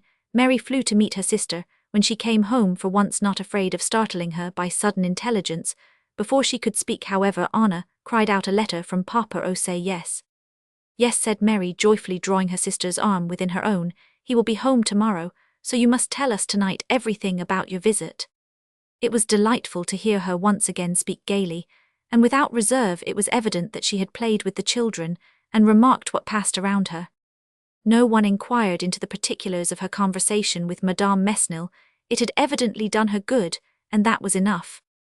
Chapter Roman 11. A new abode. Mr. Byerley returned somewhat fatigued with his journey, but in high spirits. He said but little respecting his doings, and the persons he had seen in Paris, but was very communicative about all that happened on the road. He had been much entertained by one man in particular, who had sat beside him all the way from Paris, and been very anxious to make acquaintance with the Englishman. He appeared to have very strange, erroneous notions of England, its government and political parties. "I hope he did not lead you to talk too freely," interrupted Mr. Fletcher. "Oh no," replied Mr. Byerley, "and if I had talked treason, it would hardly have signified." 218. You have no idea of the man's simplicity. Not so good a one as he has of yours, perhaps, but what are this simple man's politics? Just what one might expect from such a person. He is not very well contented with the state of things in this country, but does not see how it is to be improved. He seems one of the grumblers who set other people to work, but do nothing themselves. What sort of looking man is he? A very common-looking person, with a black coat and ugly brown wig. Well, Byerley, simple as he may be, you are quite as much, so depend upon it, to talk politics in a diligence. Oh, it all depends upon who listens. This was a good-natured creature, as could be. He was very civil about my accommodation, and inquired what luggage I had, that he might have an eye to its being stowed away in the right place. "Is your portmanteau safe?" inquired Mr. 219 Fletcher. Mr. Byerley only answered by pointing to it, as it lay in the hall. "Your civil friend examined it, I dare say." "Yes, such people are always curious. I saw him spelling out my name, and feeling the weight of the trunk, and he remarked the roll of paper music from Mary peeping out of my coat pocket. He began fishing to discover what it was." "And did you show it him?" "No, I thought it was time to check his curiosity, so I put it out of sight." "Well, you had better have had your girls with you. I will answer for it they would know better how to conduct themselves in a diligence than their father. But come, I have made an appointment for you at Beranger's. He is to show us the plan of the new institute, and it is time we were gone." When the gentleman returned from the house of Roman 1000 Beranger the magistrate, to whom Mr. Byerley had before been introduced, Mr. Fletcher looked very grave, while his friend was laughing. 220. "Whom do you think we met just now?" said he. "The man in the brown wig." "Yes, a perilous-looking personage, is he not, Fletcher?" "How oddly Beranger behaved to you," was Mr. Fletcher's only reply. "Yes, he was as stiff and formal as an Englishman, but I suppose that is his magisterial air." "Roman 1000 Beranger stiff and formal," exclaimed Mrs. Fletcher. "I never saw him so." "Nor I till today," replied her husband. "Did you see where your brown-wigged friend came from, Byerley?" "I saw him come out of a house, but I did not observe the house particularly." "He came out of Beranger's office door." "Indeed," exclaimed Mr. Byerley, starting, "and yet he told me that he knew no one in this place, and should proceed on his journey south in a few hours." While this conversation passed, the girls were dressing to go out. Mr. and Mrs. Fletcher were 221 glad of this, as they did not wish to communicate to Mary, and Anna the vague uneasiness they began to feel respecting the consequences of this journey. Mrs. Fletcher walked out with the young people. They were tempted to prolong their ramble till past the hour of dinner, yet, when they came in, the cloth was not laid. No servant was visible, and no one answered the bell. Mrs. Fletcher caught a glimpse of her husband in the garden behind the house. He was pacing backwards and forwards with hurried steps. She went to him, trying in vain to prevent Mary from following her. The truth was soon out. Mr. Byerley had been arrested during their absence, and conveyed first to a magistrate, and then to prison, without being able to learn the nature of the accusation against him. Mary strengthened herself for a few moments with the belief that this proceeding originated in a mistake which would be presently rectified, but when Mr. Fletcher made no reply to her expression of hope, She remembered the packet of letters, the mystery of the journey to Paris, the 222 strange behavior of the fellow traveller, and his egress from the magistrate's office, and finally the deportment of Roman 1000 Beranger himself, and no doubt remained that some political offence was imputed to her father. Her first desire was to go to him, and she ran into the house that she might communicate to Anna what had happened, and lose no time in proceeding to the prison with her sister, who she could not doubt would be eager to accompany her. Anna was, however, in no condition for such an exertion, though Rose had communicated the fact as gently as possible. The feeble-minded girl was frightfully agitated. She had sunk shivering on the ground, and clung so convulsively to the sofa that it was impossible to raise her. Anna, said her sister, calmly, have you not always said that on great occasions you could command yourself? This is a great occasion. Oh, my father, cried the trembling girl, and the voice of her wailing thrilled every nerve in Mary's frame. Listen, Anna, my father is no doubt 223, looking for us, expecting us every moment. Will you not go to him? Go to him, cried Anna, springing up. Let us go instantly, and never leave him yet. Oh, to see him in a dungeon among the wretches, there shut up perhaps for life. I cannot, no, I cannot. And she sank down on the sofa, utterly exhausted. Mary looked at her sister, and then at the door. Her feelings were harrowed by what she saw and heard. She longed to restore her sister, and yet was impatient to be gone. Leave your sister to us, said Mrs. Fletcher. You see she cannot go. But what shall I say to my father, Anna, said her sister in a broken voice, as she bent over her. Look up and speak to me, or how shall I comfort my father? But still Anna did not unclose her eyes. She will soon be better, said Mrs. Fletcher, trying to smile. Leave her to me, and go where your heart bids you. Mr. Fletcher drew Mary's arm within his, and hastened with her to the prison, preparing her 224 by the way for the probable disappointment she would meet with in being refused admittance. Mary declared that she would get in by some means or other, and in answer to the objection that it might be impossible, she declared that in such cases women had been known to conquer what are often called impossibilities. As Mr. Fletcher expected, the jailer had received strict orders to admit no person whatever to Mr. Byerley's presence. There was no use in entreaty, or in any mode of representing the case. He must obey orders. He did not refuse, however, to answer questions. The gentleman seemed in good spirits, he said, except that he was vexed at not having an apartment to himself. Not an apartment to himself? Where was he then? In the same room with some debtors? Anybody else? Yes, 2 or 3 felons for whom there was not room elsewhere. Mary's heart sickened as she turned away.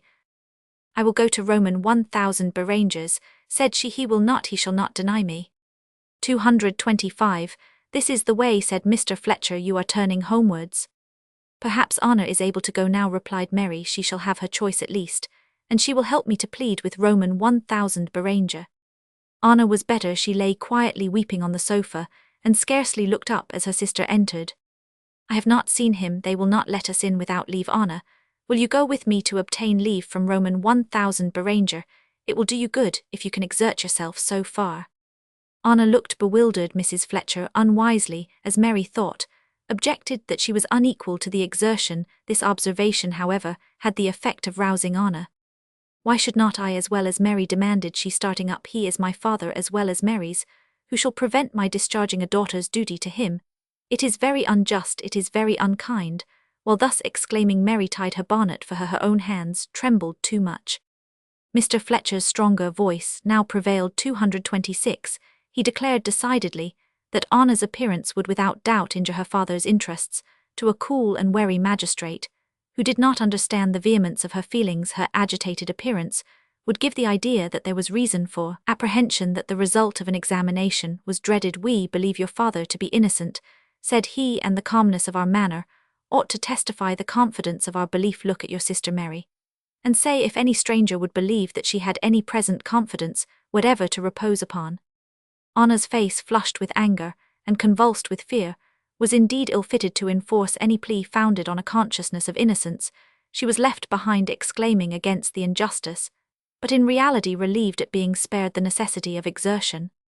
Roman 1000 Beranger, guessing the nature of Mary's errand, declined seeing her on the plea of business, but Mary, who felt that the part she now had to take was that of decision, or what would be called obstinacy, by the persons she had to 227 deal with, replied that she would wait till Roman 1000 Beranger was at liberty. She took her seat in the office, and remained 2 long hours, at the end of which time the magistrate, having no hope of getting quit of her, admitted her, and Mr. Fletcher, to his presence again and again. He answered that his directions were positive to allow no access to persons imprisoned for political offences. Mary reasoned on the impossibility of her affording any advantage to her father's cause by being with him, or of her opposing any hindrance to the course of justice. She only wanted to be let in alone. She would submit to be searched, she would carry in nothing, but linen she would not ask to come out again, till her father should be also released. The magistrate gently represented that she seemed to consider the last circumstance as far more probable than the facts warranted, and that she did not know what she was engaging for in offering to stay in prison as long as her father. Mary smiled, as she observed that, where there was in reality no offence, there could be no doubt of the issue if justice were done, of which she entertained 228 no fear, but that if she knew her father's imprisonment to be for life, she should be no less earnest than now to be with him on the terms she proposed. When she pleaded her father's delicate health and the ease and careful attendance to which he was accustomed, the magistrate was evidently touched and disturbed, and as she went on the more urgently as she began to see hope of success, he stopped her with a promise to consider what could be done and to send to her in the morning. No, she replied, she could not wait. She wished to join her father this night. Roman 1000 Beranger's next resource was to pace the apartment, and a glance from Mr. Fletcher, who wisely forbore to interfere, told Mary that her cause was prospering. It was late and quite dusk before the anxious family learned what had detained the absent members. So long Anna had consented to go to bed, and it was hoped she was asleep that she might be spared the struggle of parting with her sister, who only returned for the necessaries she was to convey to her father. Mrs. Fletcher her sit down and eat, while Rose and the 229 maid Susan went to put up her parcel for her. It was necessary that they should enter Anna's room with a candle. She started up and poured out questions so fast that Rose was obliged to tell her the state of the case, and to promise that her sister should come up to bid her farewell. Just one kiss and then leave her, said Mrs. Fletcher, as Mary took the candle to go to Anna. Do not let her agitate you or herself. This, however, it was in the power of no one to prevent. It will scarcely be believed Anna herself could scarcely credit it afterwards that her last words to her own sister on such an occasion as this were words of jealous reproach. Do not dwell on anything unpleasant, my love, said Mrs. Fletcher, as she saw by Mary's quivering lips that something had been said to wound her. Your sister is not herself today. She will soon be better. How shall I know that she is? Roman 1000 Beranger will convey a message to you. I am sure I will call and ask him, or perhaps he will allow Anna to come and tell you herself that she is better. 230 Madame Mesnil, said Mary. She shall see Anna tomorrow, my love, and never fear, but that among us we shall be able to comfort her. And after a mournful farewell, Mary again set forth with Mr. Fletcher and Susan. Roman 1000 Beranger's order procured them immediate admission to the jailer's apartment, where Mary's bundle, having been tossed over by the jailer's wife, and found to contain nothing suspicious, she took leave of her friend and of the weeping Susan, and followed her conductor to the apartment which contained her father. Hers was not the soul to recoil at the sights and sounds which met her every where in this dismal abode. The passages were empty and cold, and echoed back their footsteps. They met one or two turnkeys, who stared at the unusual sight of a lady out of visiting hours, and looked back to see which of the cells she was about to visit. At length they stopped, and the jailer gave her the light to hold while he unbarred and unlocked the door. He observed that her hand was steady. One would think that Mamselle had been 231 used to the inside of a prison, he observed. Mary replied that she had never before entered. Nor monsieur. Yes, my father has been accustomed to visit the prisoner. Ah, what a strange amusement! We do not allow of such curiosity here. Mary was sorry to hear this. She thought it promised ill for the comfort of the prisoners, and it was evident that the man had no idea that anyone would voluntarily enter a prison from any motive but curiosity. He opened the door cautiously, and made her enter first. The room, which was very large, was so dark that she could not see either end of it. She discerned many moving figures, but not distinctly enough to recognize her father. Mais est ill, said the jailer, holding the dim light above his head. Call him yourself, Mamselle. I know not these English names. Mary pronounced the name, but the low sound was not heard. There was no need, for her father, 232, mistrusting his own eyes, came forward to see whether or not it were indeed his daughter. Mary seized his arm, and was for the present happy the jailer favoured them with the use of the light, for a short time saying that he would return for it himself. Before she would indulge in any conversation, she examined into the nature of the accommodations which had been provided for her father. They were wretched enough. A screen was placed across one corner of the dreary apartment, and behind it was placed the mattress on which he was to sleep. A bench was the only piece of furniture allowed him. Besides, the other corners were partitioned off in a similar manner for other unhappy inmates of this place, and during the day her father told her many more were admitted, so that there was no hope of peace and quiet. Some effort must be made to obtain a separate apartment. If this could not be done, Mary must make up her mind to leave him the next day. Mary smiled in a firm resolution to do no such thing. She had, however, a 233 strong hope that a separate cell might be obtained.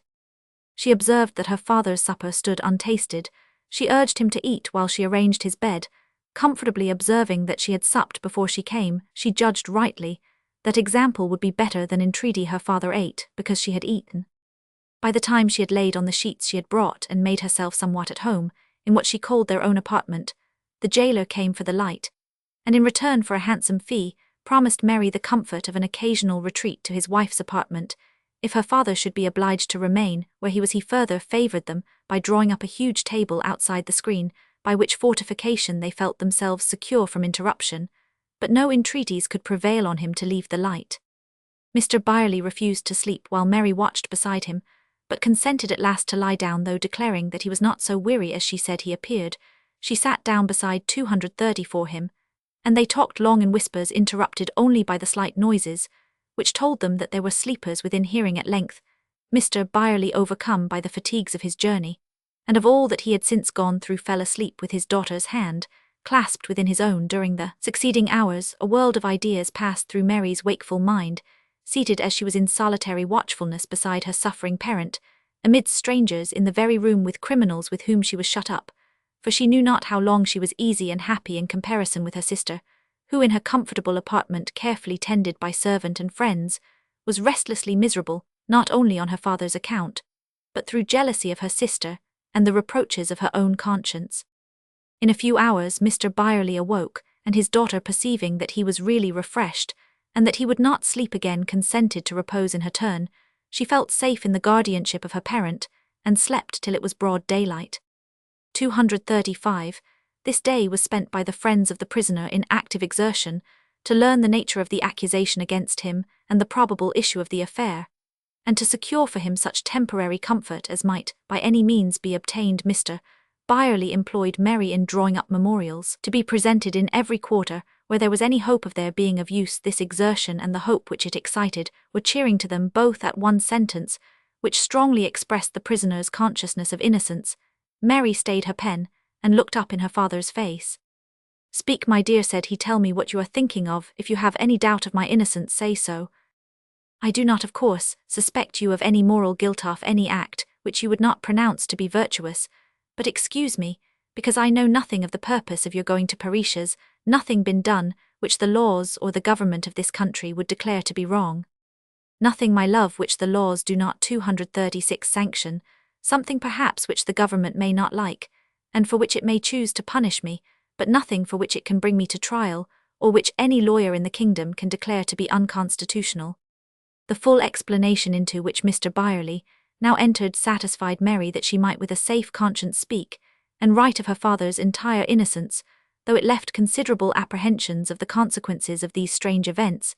She was glad to divert her thoughts from the dark future by busying herself as much as possible, but her attention was perpetually recalled to her present situation by the disagreeable sounds which reached her from the wretched inmates of their apartment. She was hidden from their observation by the screen, but their coarse jests, their oaths and vehement complaints offended her ears perpetually.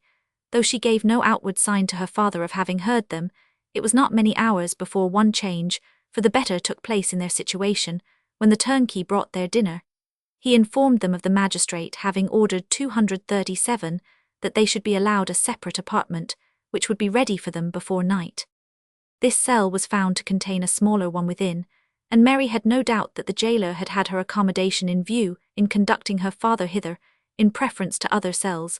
This symptom of humanity raised her spirits, and she spread her little mattress with almost as much satisfaction as if it had been in a better place. Here she and her father passed a week, a long week, unvaried by any circumstance, but an occasional message transmitted through Roman 1000 Beranger, and the jailer that all their friends were well, and were employing their energies on Mr. Byerley's behalf. They could comfort themselves on Anna's account only by hoping that she was included among the friends who were well, for it was impossible to obtain a more particular report of her.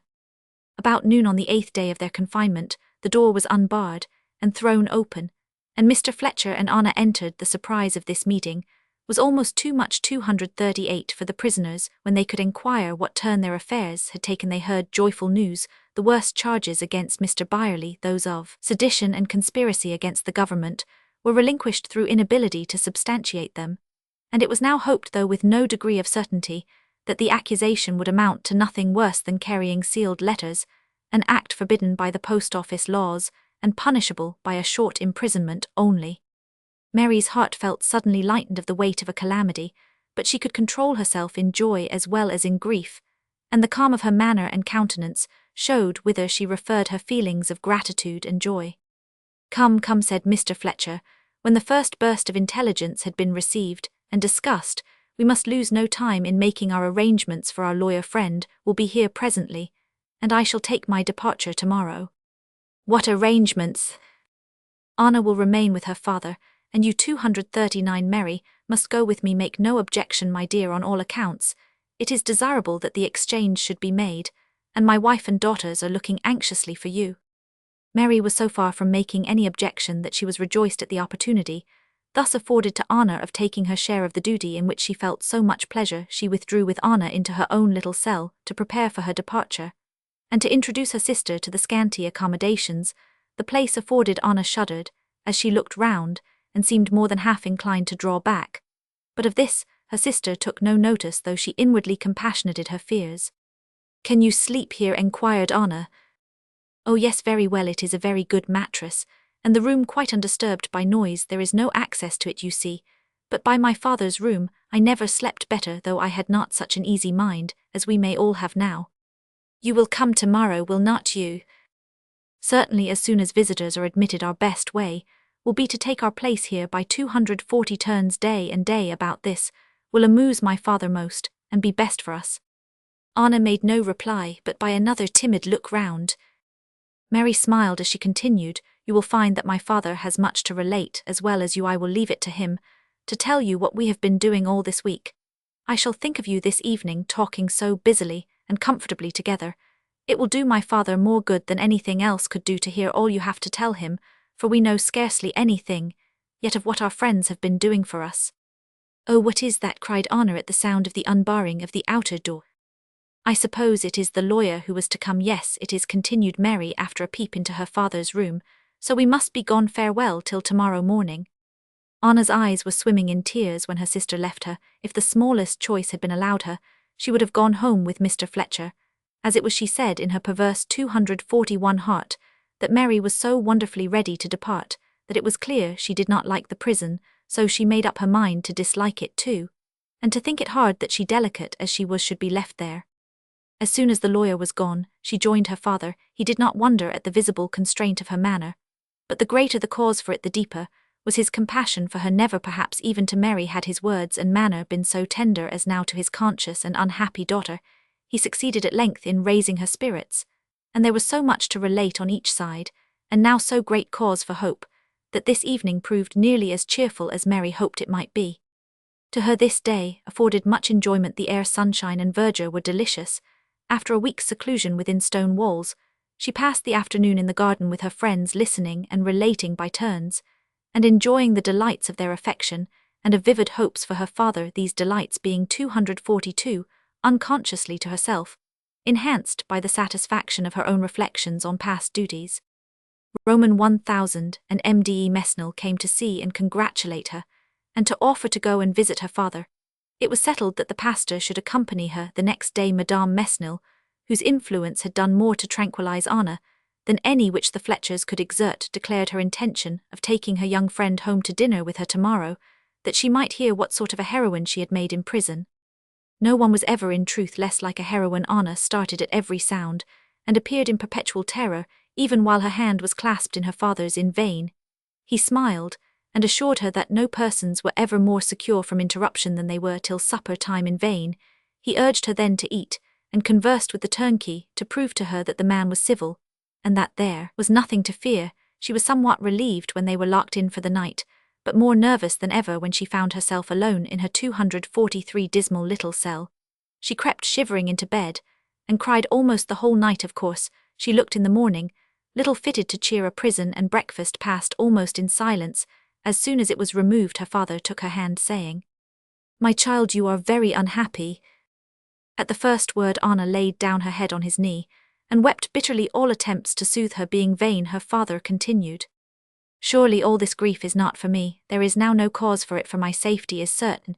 You must have some secret trouble which you conceal from me. Why will you not give me your confidence?" You know, said she in a broken voice, "that I am miserable. You know why I am miserable. I see that you are unhappy, but unless there be something that I am ignorant of, I see no reason why you should not be as happy as other people, if you choose it. No, never. Nobody loves me. People pity me, and look down upon me, and do what they 244 can to help me, but they do not love me, and I cannot live without being loved. Supposing all this to be true, which I think it is not, how happens it? Ah, that is the misery of it. I know you think I deserve it, and I do in part, but indeed, I am not understood. If so, I ask again, how happens it?" Anna was silent. "Think and speak honestly," continued her father after a pause. "This is too serious a matter to be trifled with. If you are indeed misunderstood by all the world, where does the fault lie? Is all the world to blame, or are you?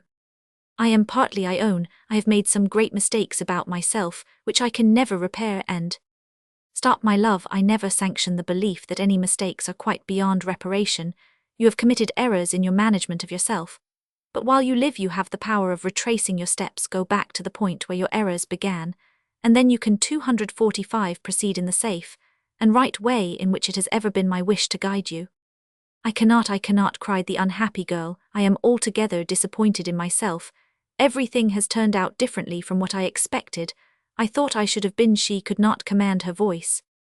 "You thought you should have been something unlike, something far beyond what women generally are. I saw what your ambition was, and as you well remember, warned you from the first that you mistook the way to gratify it, while you should have been exercising yourself in the virtues you wished to attain. You spent your energies in dreaming about them, and the consequence is— Oh, do not reproach me with it. I know too well what it is. I am fit for nothing, equal to neither great occasions nor small. I am always in the way of other people when they do not want me, and when they do I fail them utterly. Oh, do not reproach me with all this. Not for the world, my love. What heart could that father have who would reproach you 246, as you reproach yourself? I will allow some truth in what you have said, but I must add that with so clear an apprehension of the evil as you have shown, and so noble a candour in acknowledging it, there is strong reason for hoping that you may get the better of your troubles entirely. No, I shall never have strength now. You do not know how often I have resolved and failed. I will make no more resolutions, and then I shall not incur the sin of breaking them.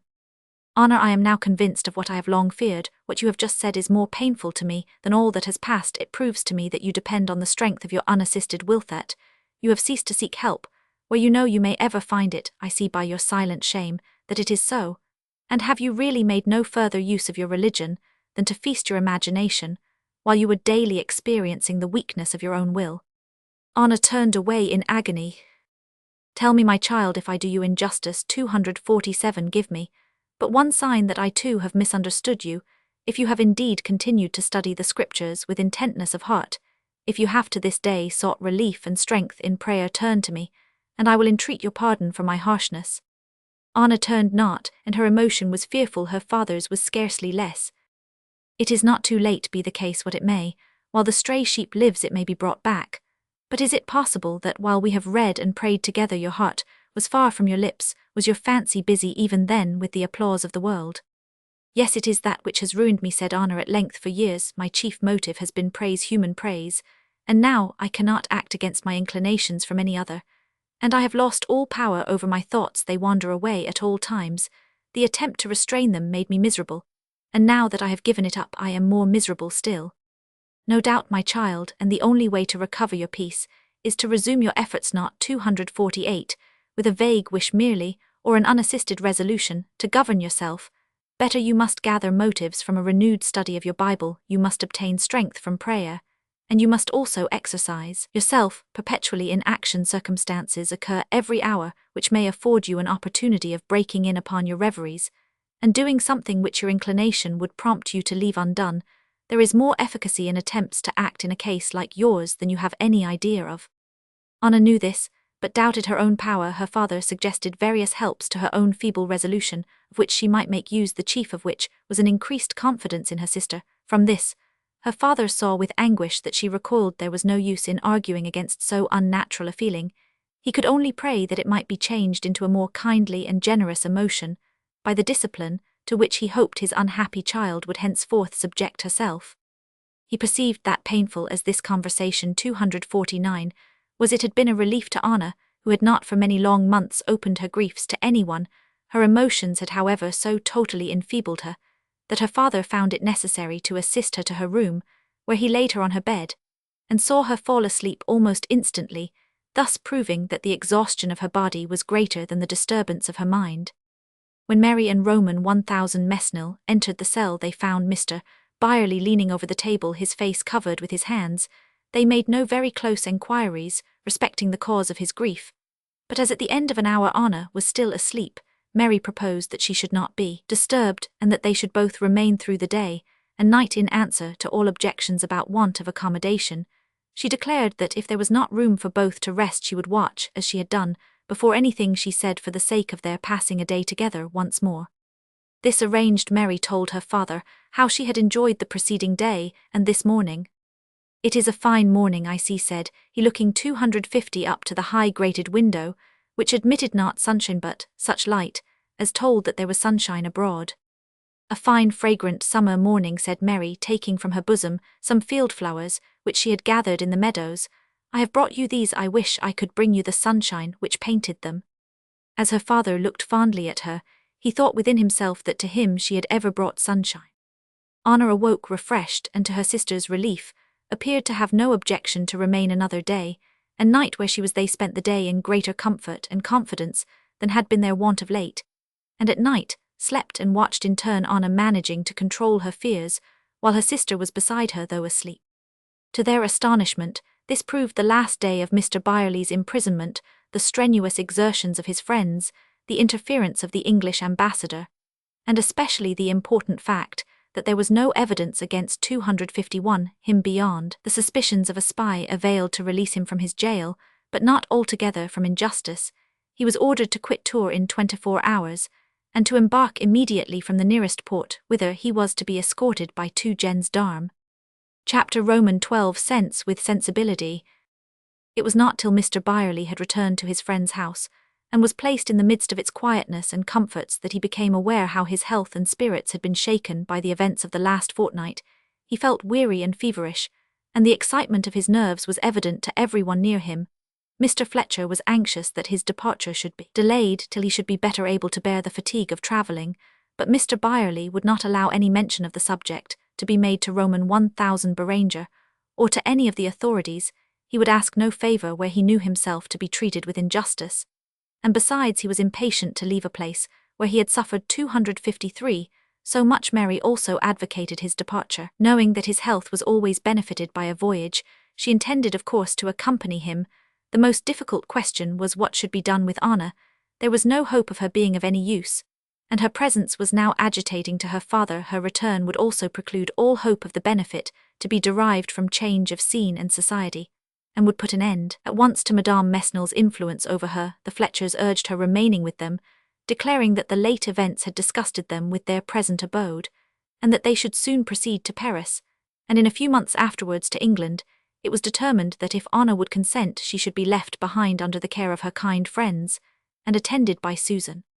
The mere proposal of any plan was now certain to rouse Anna's opposition, but though she wept over the hardship of being separated from her father, she was in reality glad to be relieved from the responsibilities of her filial duty, and to remain for a time near Madame 254 Mesnil, saying therefore that she would submit if she could, and really mistaking her selfishness for resignation, she showed her filial affection by making her father miserable with her inexhaustible tears. Mary, while having established her father on a sofa, was packing up, and settling all their little affairs, while Mr. Fletcher procured passports, and his wife made every provision for the comfort of the voyage, which the shortness of the time allowed. A letter arrived this day from Signor Elvi, who had heard with consternation of the arrest of his friend. His purpose in writing was to cheer the prisoner with hopes of release, and of a return to his own free and happy country, whose institutions were praised as they deserved to be by one who had suffered so cruelly from the despotism which desolated his own land. Though Mr. Byerley was no longer a prisoner when this letter reached him, he was not the less in need of being cheered, and he was cheered, except by one passage which it afflicted him to read, while he reproached himself for his selfish regret. 255. I have earnestly desired my friend to aid you. I have mourned that I could not aid you by hastening to fling wide your prison doors. There is but one way in which such exiles as I, stripped of all we possessed, can aid those who suffer injustice. It is by struggling for liberty.